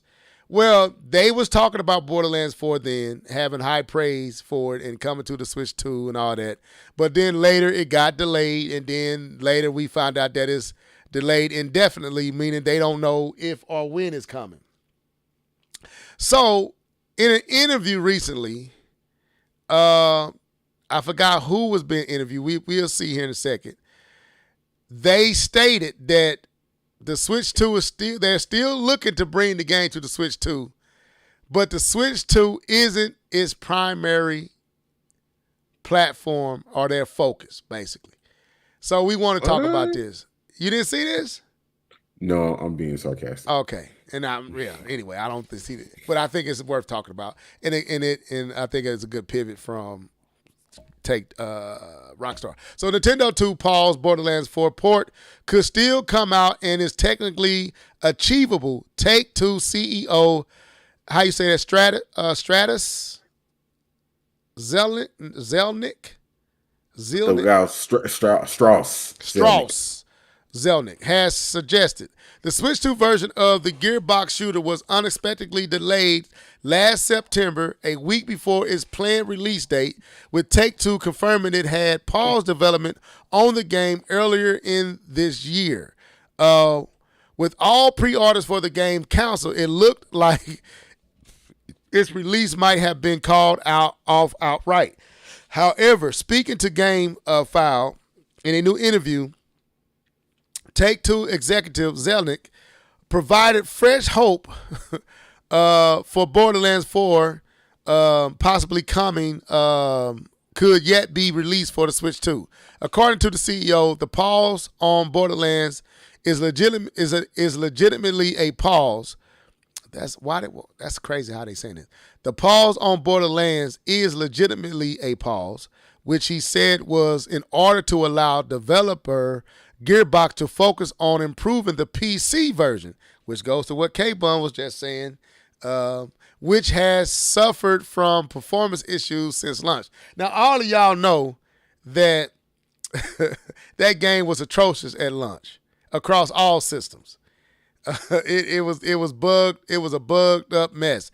So that's really what happened. So they paused the development of the Switch 2 version to fix the issues with the PC version and probably all the other versions. We've been addressing these challenges, and we want to make sure that we're fully addressing Borderlands 4 from a consumer's point of view before we bring it to more platforms. He said, adding that the postponement wasn't a technical issue around the game running on the Switch 2. So it wasn't a technical issue. He says it's doable. He said, I don't know. We talk about this. He said so. It's not about the tech. It's doable. Take-Two supported the Switch 2 console at launch with versions of how you say that? My brain freezing. Civilian. Say that, man. Say that word right. Where you at? Where you at? Civil. It's the game K-Bum got. Civilization. My brain was freezing. I apologize, y'all. I'm tired. And later, NBA 2K, PGA 2K, WWE 2K. However, Zelnick told GameFile that the publisher focus remains on the other two consoles platforms, meaning the Xbox and the PlayStation, which we believe that's about to change. We want to be wherever the consumer is, and we've supported Switch 2, he said. You can tell from what we are doing and what we're not doing that our primary consoles platforms remain Sony and Microsoft. In other words, the Switch 2 is not their primary console.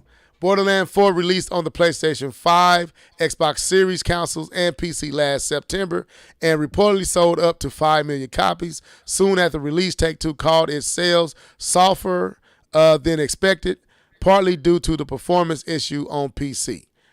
All right, so that's the article. Take-Two says the Switch 2 is not a part of their primary focus. It's not a primary system for them yet. How should we? Because this caused a lot of grifters ran with this, right? What's y'all thoughts on this?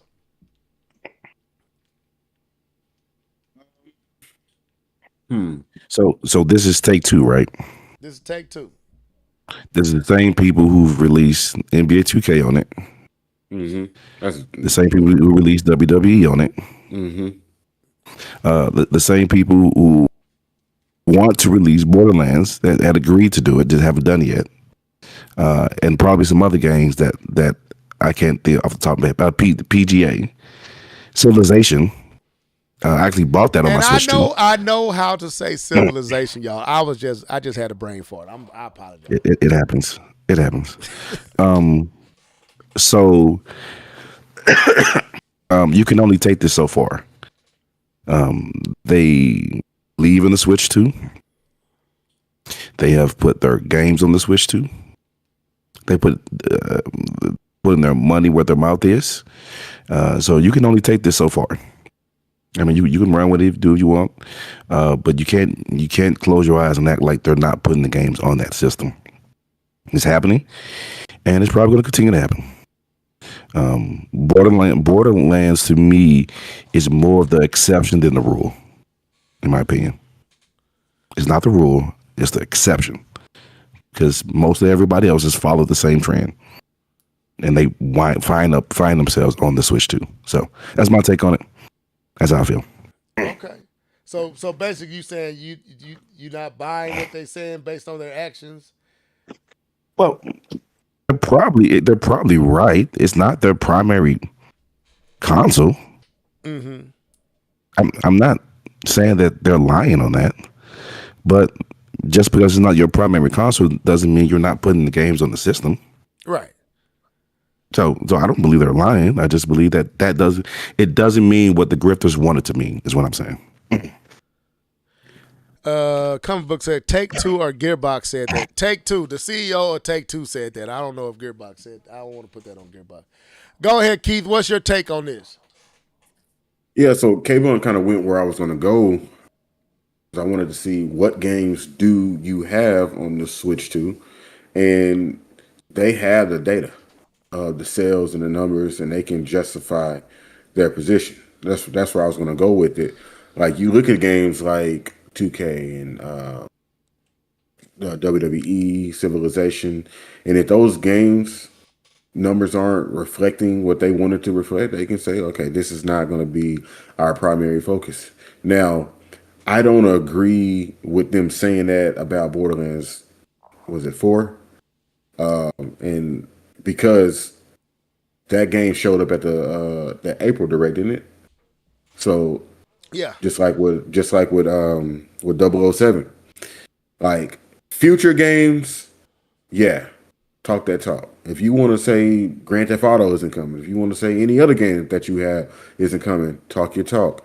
But you already said this game is coming, and it just looks bad. And I don't know if that's what the grifters are saying or what's going on. But like I said, they have the numbers to justify their position. So that's my take. Yeah, I'm gonna say I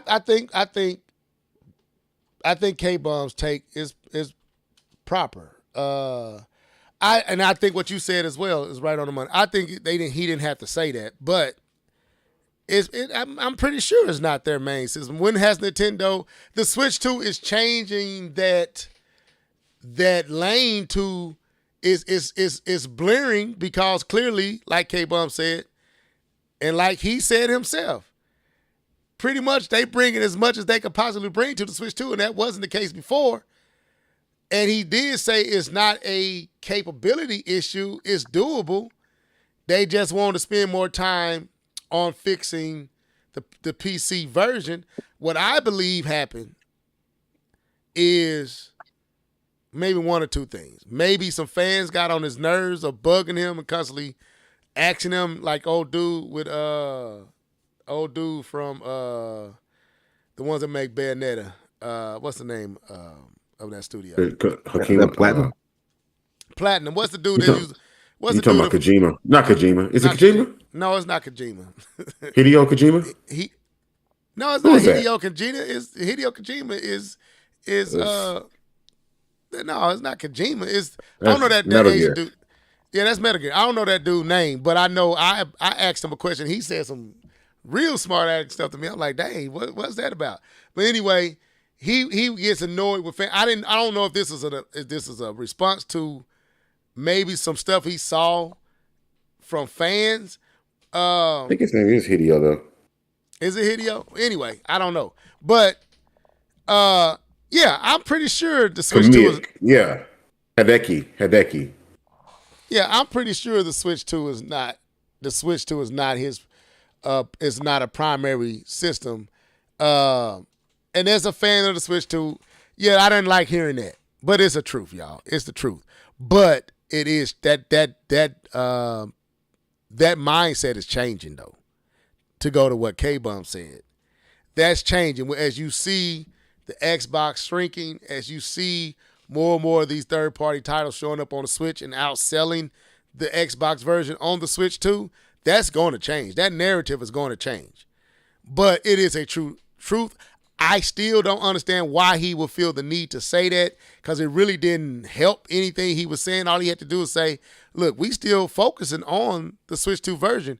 We just had to work on the PC version and fix a lot of the issues, because that's really what it was. You had issues across the board, PlayStation 5, Xbox Series, and PC. Y'all had issues out the gate. You just said that the sales were softer than you expected, meaning as people was finding out about the bugs and the issues with this game, they decided not to buy it.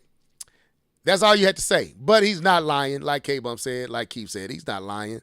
And why should we expect anything else? The Switch 2 has never been, the Switch or Nintendo has never been third party's primary system. It's always been Microsoft, Xbox, PlayStation, Sony, and PC. That's what it's been. That's what it still currently is. But that's slowly being changed. So, and they have brought some great games to the Switch 2. Let's just be real. WWE is amazing on the Switch 2. Hopefully 60 frames per second come with the next NBA 2K. And I haven't paid PGA and all the other ones. So I don't have no problem with what he said. It caught a little steam, because when you had 007 being delayed, then you hear his take like that, people wanted to run with it. So I just want to give us an opportunity to give our take on it. Any final thoughts on this?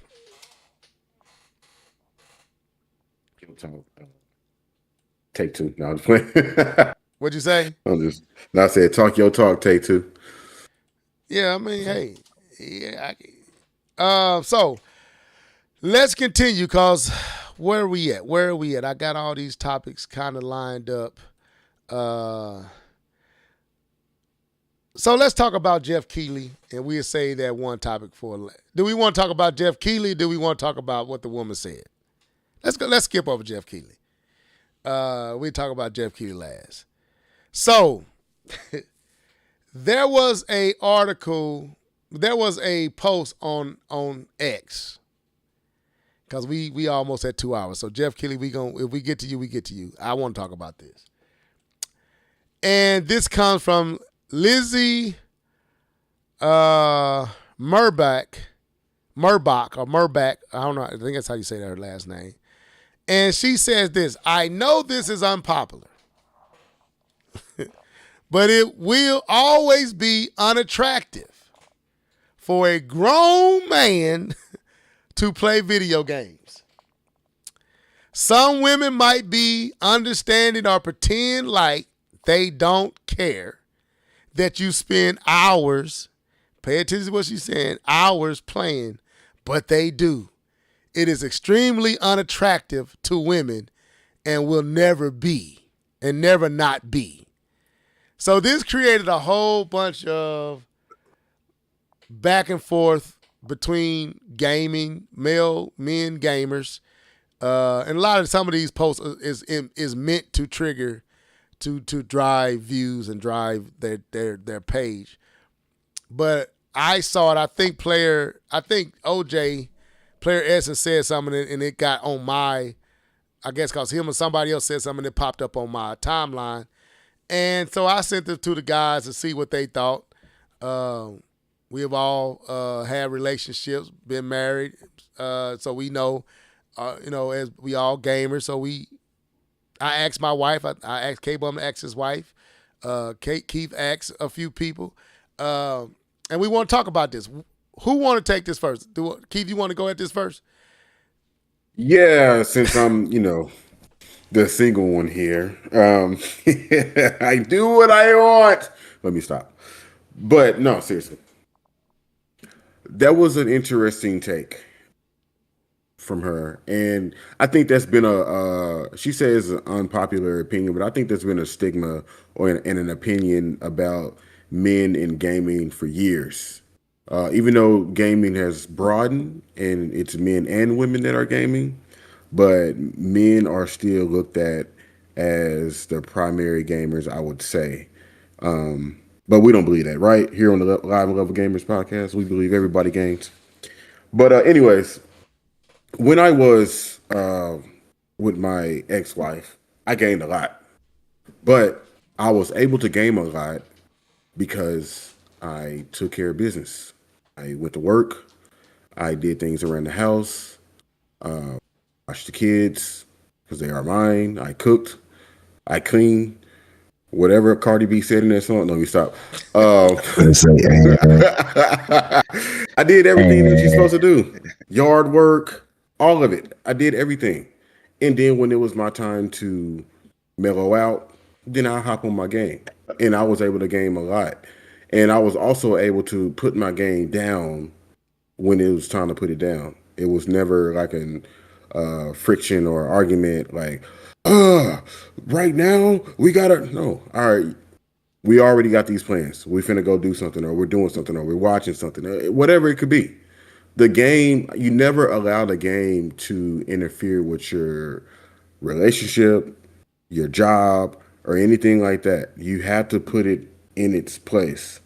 Now, I don't know the type of men that Lizzie has been dealing with, and if these dudes weren't handling business, if they weren't doing what they were supposed to be doing, then that's her fault for not vetting properly and then getting mad about it, or not even having the conversation with these guys. But my experience has never been this way. I've always been able to game pretty much anytime I wanted to. I'll take it this far. That's how I used to treat my mom. Growing up, I wanted to game a lot. My mom would ask me to do something. Guess what? I'm gonna go handle this stuff for my mom so she can get out my face. That's just the truth. My mama want me to do something. Let me go and knock this out right quick, so I can get back to gaming. Because if I don't, be like, all right, I get it when I get to it. No, you own her time, and you kind of got to look at it like that when you're in a relationship.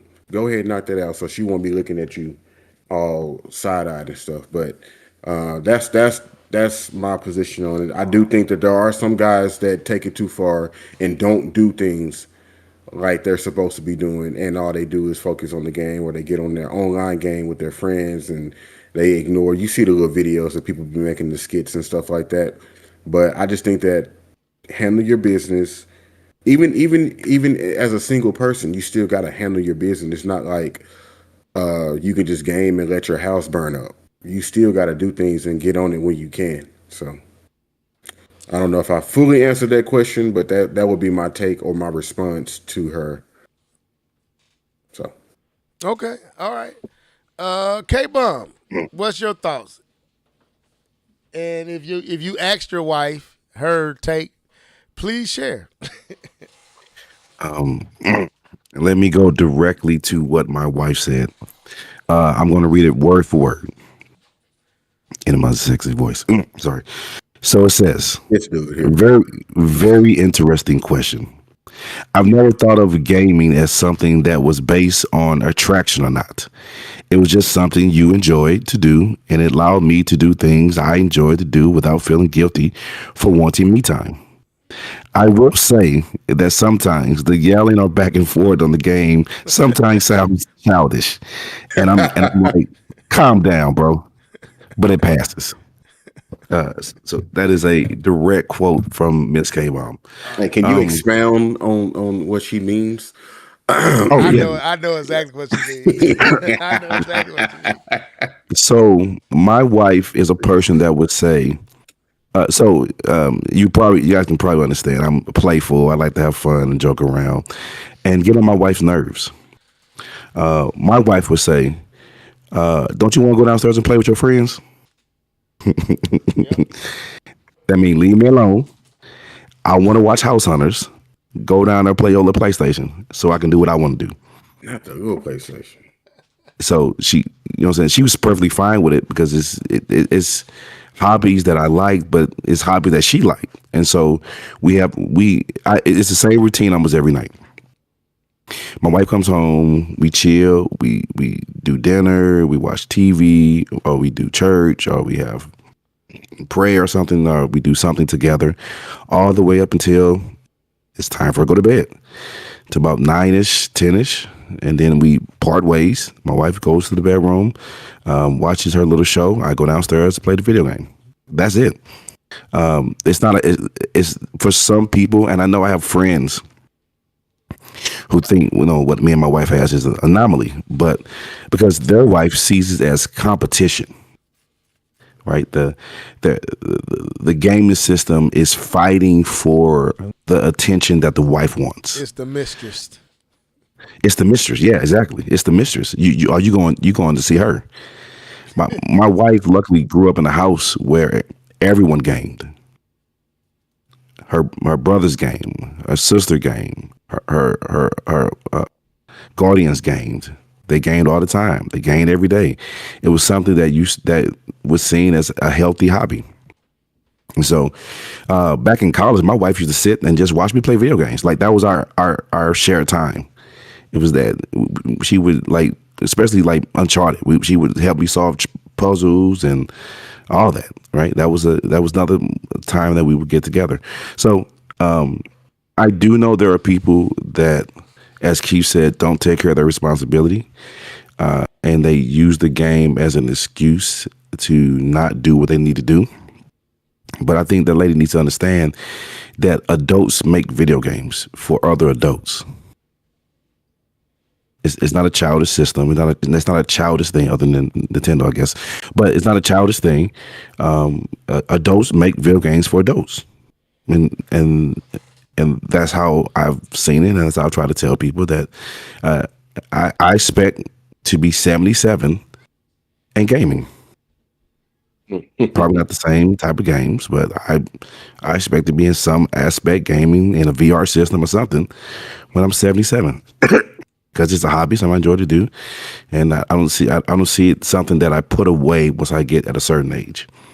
I see it as something that continues. In my opinion, but that's how I feel. Well, can I add one more thing, or you want to go ahead and go? Go ahead. All right. I hope I don't steal your point, because this is another thing that I was thinking about. Well, two things. One, you can get you a beautiful video game her, and she'll play games with you. No, I'm playing. I just wanted to throw it in there to see what she's gonna say. But it's also a way of dealing with stress. It's also a way of, if you're going through things, you can resort to your game as not doing something else, like picking up a bottle or smoking anything or doing anything. 420. We joked about that. Gaming is not just a stupid little boy's hobby, like K-Bone was saying. Like, there's so many things that, like, I know for me, it was a place for me to go when I was feeling a certain way, not to get too deep or emotional, but when I was feeling a certain way, I know I could go to my game and I could play my game and I could focus on that as opposed to doing something negative. But this girl is now turning something that I took and made positive, and now she's making it negative. And to me, whether it's attractive or not, I'm getting the mental stimulation that I need to keep going on and moving on with my life and through my day or whatnot. And that's probably something that she hadn't even considered or even think about, because she's a selfish loser, as Nia said. It's all about her. I want all your attention, and then I want my attention. I don't want you to be able to do anything. I'm all you need. That ain't true. That's not real life. So I hope she got some great feedback, but that's all I want to add. I just want to add that it's a great stress reliever and it helps you get through things. Okay, so when I read this post, being transparent, I know there is truths in what she's saying because there are women out here that do think gaming is childish, and a grown man who plays games looks off to them. I've heard this statement from people in close proximity, and I've heard people say this stuff online. So, me being a gamer, I've always been curious if my wife had an issue with my hobby.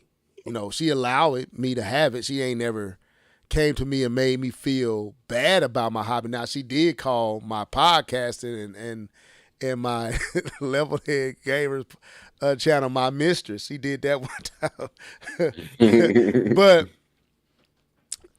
so I always had in the back of my mind that, does my wife really respect, does she find it, not necessarily find me unattractive, but does she find that a little childish, like I'm not a man, because, so they ran it because, my son don't really play games like that. He into music and stuff. I'm into music, but I'm a real gamer. Like, y'all might say, no, you're not Level. I am a gamer enthusiast, put it like that. I like games, and when I do find a game I love, I'm on it, and she know that. She sit there and watched me play Breath of the Wild when I got my Switch. But so I was like, man, I sent it to the fellas. Then let me ask my wife. This is interesting. I sent her the link. I said, do you find my gaming unattractive? And I said, be honest.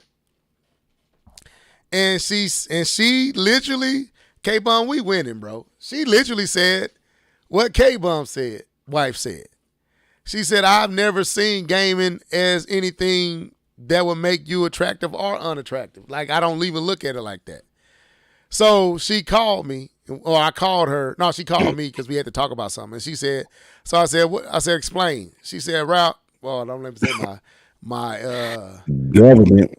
that ain't my government name. That's my nickname. But anyway, so she said, I've never had an issue with your gaming. I always took it, and Keith already know because I said this in the chat, as a stress reliever for you. Like, you go down, you play your games, it get you it's stress relieving. You enjoy it. It's your pastime. It's what you do to enjoy yourself. She said, I've never really looked at it anything beyond that. I said, so you don't find it unattractive? You don't got a problem with me playing games? She's like, no. See, now, she said, it depends on the situation.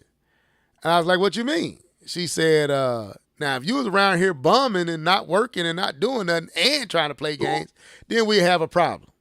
But you work, you clock in, you do all the stuff you supposed to do, kind of what keeps us. So when you playing games, that's you doing you. I ain't never had an issue with it. Now y'all know I'm not no fool. I'm not a fool now, y'all. I was born at night, but not last night. I know there have been moments where my wife probably has been annoyed with me playing games, but it's probably because she wanted me to do something else or felt like I should have been doing something else. But overall, she doesn't have a problem with me being a gamer. She does not have a problem with my hobby. Matter of fact, she bought me my PlayStation. Well, she went out and stood in line and got my PlayStation 4. And my Switch, thank you. And she went to the store to get K-Bum Switch. So my wife, she a soldier. So no, this statement is not true for most and all mature women. This is what I picked up from her post. Lizzie said this. She said, now if it was fishing or hunting, I wouldn't have an issue with it. And I said, you a lie. Because anything he gives his attention to that's not you, or give too much attention to that doesn't involve you, you're going to take issue with it. I don't care if it's gaming, fishing, hunting, playing basketball, going out to play football, going to the movies, anything that does not prioritize you or anything that he's enjoying that does not involve you, Liz will have an issue with it. And that's what it is. It has nothing to do with the gaming itself. it's anything that takes up his time and that he's enjoying that does not involve her. That's what it is. So, and most, and this can go both ways with men and women. Anything our significant other does that they enjoy that does not accompany us, if we're not careful, we can take issue with it. Agreed. So, That's a very good point. a woman, because we got Nia's a gamer, so we don't want to act like it's only men out here gaming. There's a lot of women out here that game. But some women go and get their nails done, get their hair done. Some women go and do a whole bunch of things that's like my wife and like K-Bun's wife, that's their time. And my wife has said the exact same thing K-Bun's wife has said. Don't you got a game to play downstairs? Don't you supposed to be doing a podcast? In other words, leave me be. I'm in my room. Leave me alone. I'm watching my wife like to watch Matlock and Murder, She Wrote. People pray for my wife. Man, pray for my wife. That's her Pray for pastime. you. Yeah, but I like Matlock. I can watch Matlock. Murder, She Wrote, and Texas Ranger, and the She learned it A-Team. My wife always tried to go back to when she was with her grandma. That's what she used to watch with her grandma. So, Okay. I thought she was learning something. Like, oh, that's how you do it. Okay. No, man. I'll be in there like, can we please turn off Murder, She Wrote? I can't stand Murder, She Wrote. But I could do Matlock. But anyway, so yeah, that's it. With anything you do, you have to have balance. I don't care what it is you're doing. You got to have balance. Yep. But if you have a problem with a grown man playing games, what would you rather him be doing? Would you rather be out in the streets and don't even know where he is? My wife know where I'm at. If I'm down here playing my game, she know exactly where I'm at. She know where I'm not at. You see what I'm saying? So being a gamer has kept, like Keith said, being a gamer has kept me from things I don't need to be into. It has kept, it's occupied down times, managed stress, just a pastime, just a moment to enjoy, a moment to bond. I built this community that's here. I get to come on here and meet people I've never met in my life, but I feel like I know these people. I feel like I know Keith. I've never seen Keith outside of a picture. And I feel like we argue like brothers. Man. We argue like long lost cousins. I'm telling y'all, bro. And I be like, we gotta have a strong bond for some of these moments back and forth, because I know he be hot on the other end and I be hot on my end, and we jump on this podcast. Y'all never know. We've been arguing all day. Same with K-Bum. These my brothers, and gaming has allowed me to meet people and come across people like Nia and Chariot Man and look, Alan Steed don't even use his name, and I know who it is. Tank Dog is Alan Steed. I know who that person is. Matter of fact, it has made frenemies from enemies. We got Angry Vigilante. We show him love up in this piece. Look, people, long as you got balance, this hobby has really, y'all are some of my, like, these my friends, real friends. Like, sometimes I feel closer to y'all than I do people I know for real. I spend more time talking to these two dudes than I spend time. I think I might talk to my boy Ministry more than y'all. But I may got two other friends that fall in the line where y'all are at. Like, y'all are probably in my close circle of friends, like Keith and K-Bun, which I've been knowing K-Bun, but Keith has come into that close circle when we have some intimate, private, personal conversations up in this piece. We pray for each other. We hold each other accountable. We do all that stuff. Like, man, and that all came from this hobby of gaming. So how can you hate on something that builds communities like this? You just don't understand it. But go ahead. What was you finna say, Keith? No, I was just agreeing. I was just saying, yep, I agree. And my Lakers it's crazy, boy. The refs are not helping, but them boys they've been fighting all game, and the Rockets have started to pull away. You mean OKC? OKC have started to pull away. Yeah, man, I'm looking at this game. The refs are calling and not calling. Like, they letting them boys play rough with the Lakers and not letting the Lakers play rough with them at all. And they kept it close. They was winning. They kept it close, but I think after a while you just wear out. And OKC is low. I saw I saw one play where this dude flop, OKC flop, dude turned Yes. around, didn't Shea even touch Gill. it. Yeah, Shea Gill. No, they letting shit. They let them play rough on D, but you can't hardly touch them. Now I ain't been paying close attention, but I see a lot of complaining going on. Like JJ Redick is screaming and hollering, and LeBron and Austin and all of them screaming and hollering. But it's just that's a loaded team, man. They like the Warriors back in the day, K-Bun. They loaded. So anyway, let me get back to this pod. So, do we want to talk about Jeff? Do we need to? Jeff has been accused of showing favoritism to Xbox. I'm trying to find. Did I load that up? Let me see. I know it was in the chat. I know it's Let me go back to the chat. So. And I don't know if they investigating, are they looking into, are they requesting for Jeff to be removed from being the host of the Game Awards? Don't Jeff own the Game Awards? I don't know. I thought he owned the Game Awards. So, okay, we all watch the Game Awards year after year. And I think we could talk about this real quick when we get out here. Do we feel, have we noticed, or have you felt like you noticed biasness or favoritism from Jeff Keighley towards Microsoft? K-Bone, come in first. Oh, go ahead, Keith. Yeah, if you want to go ahead. Well, I'll be real quick. I'm gonna say no.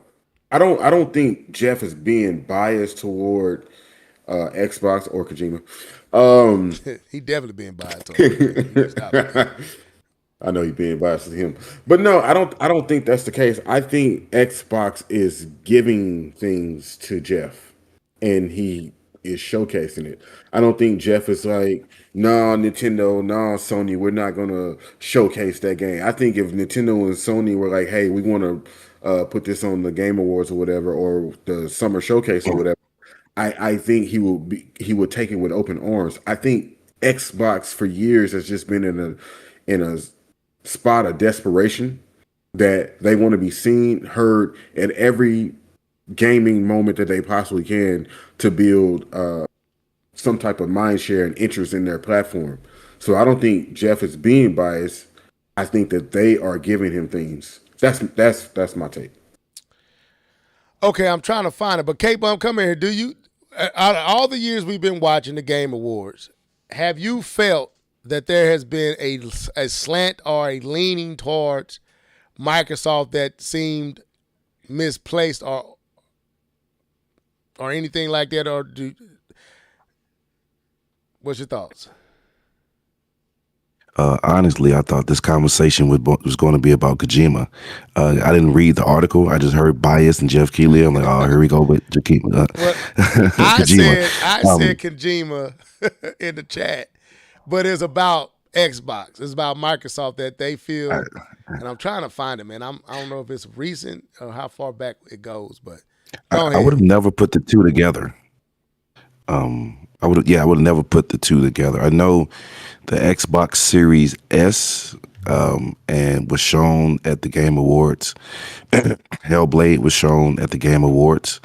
But to keep point, I think that's Microsoft giving them material, right? To have he's not going to say no to a world premiere. Let's be honest here. Right. He's not going to say no.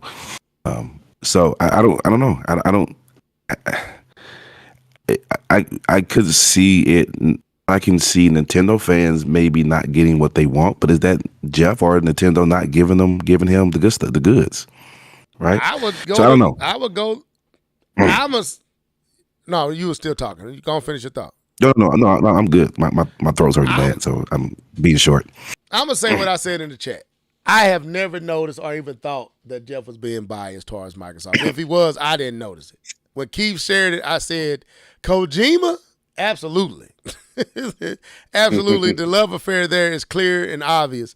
But I always took it that, going to what y'all said, Microsoft brings more to the show.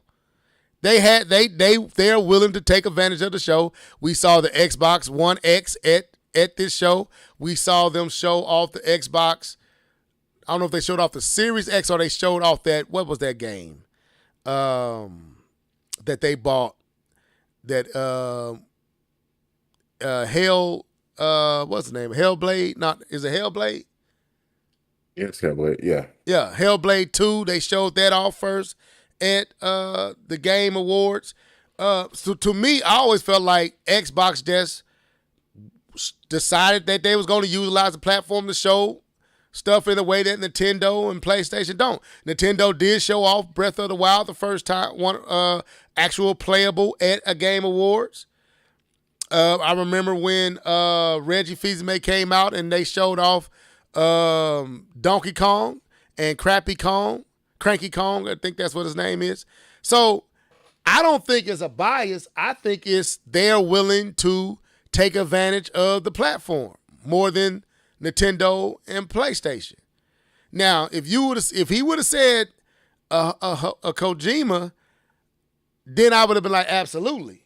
But I don't see it. I don't really see this a bias from Jeff towards Microsoft. I really don't. I think this is just a load of manure. I don't see it. I'm not buying it. I'm not buying it.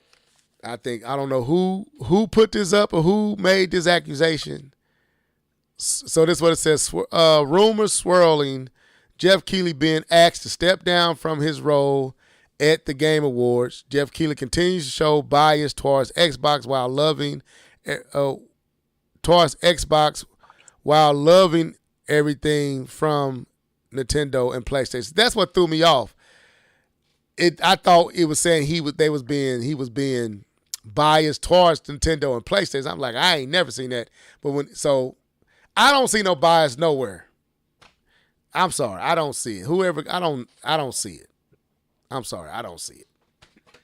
Oh, Gaming, is that a PlayStation fan? I don't know. That might be a PlayStation fan that wrote that. It might have been. Maybe. Okay, when you sent it, I thought it was a big source. Because I don't see it. But anyway, any other thing on this? Are we done? There was one more thing I did want to talk about, but I can't remember. I can't exactly remember what it was. So that means we don't need to talk about it. All right. That was the cast for tonight.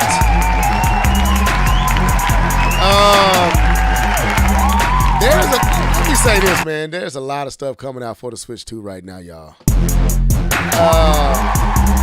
I'm just excited. Keith just posted. What's that game? Hell is Us. This game is right up my alley. Hack and slash, swords. I love it. And what was this picture of Michael Jackson, bro? What is this, AI? Oh, you talking about? No, I think that's real. I don't think that's real, man. That ain't real, bro. That can't be real. K-Bone, look at that picture. I think that's real. Mike got down. Keith, I don't think this is real. Let me go back to the chat. All right, so I was gonna try to find that. But yeah, man, a lot happening. But y'all go ahead and sign out. Started with K-Bone 20, bro. Go ahead and let these three people know. Sign out, sir. Is K-Bone still here? Well, go ahead, Keith. I don't know if K-Bone having a mic problem. I know he had dropped out. Go ahead, man. Okay. Yeah, man. Great show tonight. Nintendo, keep doing your thing, man. What I mean is keep dropping the surprises. I didn't share it the way I wanted to share it, but what I should have said earlier was Nia texted me, and she was like, "You not gonna guess what just happened." She didn't say it like that, but she was like, "You're not gonna guess what just happened." And I'm thinking something happened in real life. she was like, Nintendo just announced a Nintendo Direct. And I was like, what? What? I was on my way to get some chicken wings. Don't judge me. Mind your business. But anyways, man, I love getting gaming surprises. This is why we do it. This is why we enjoy it. There's always that surprise that's right around the corner. But anyways, I want everybody to have a great weekend. Keep gaming. We'll be back here again next week, talking about some more games. Hopefully get some more surprises. Ocarina of Time is still on the mind. So he mentioned Ocarina of Time, so we might get that. And the level you talked about, it may look like that Wii U demo. So who knows? All right. Yeah, man. Like I said, there's a lot coming, bro. There's a lot coming. My pocket, the economy ain't right for all these games, y'all. But K-Bub, come on in here, bro.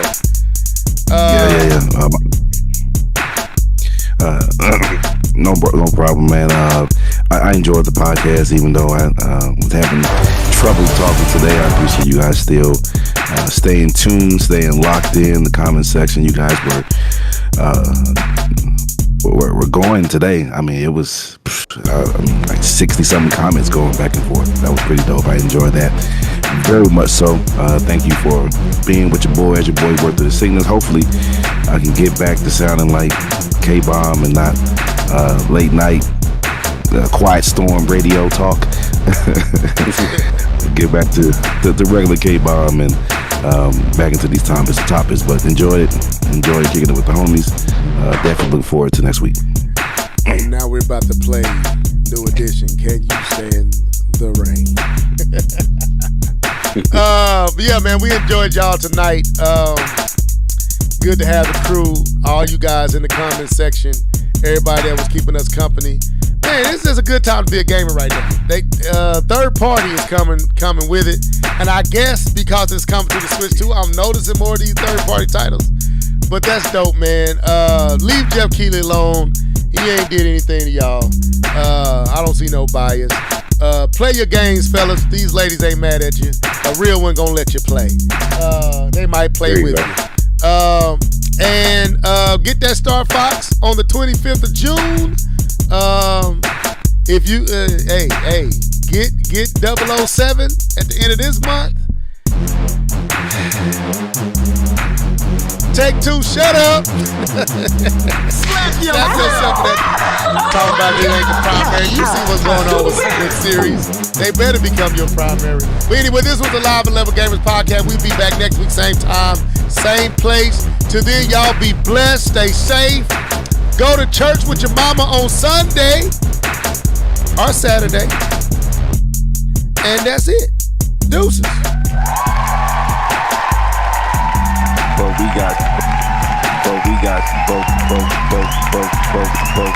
got smashed, bro.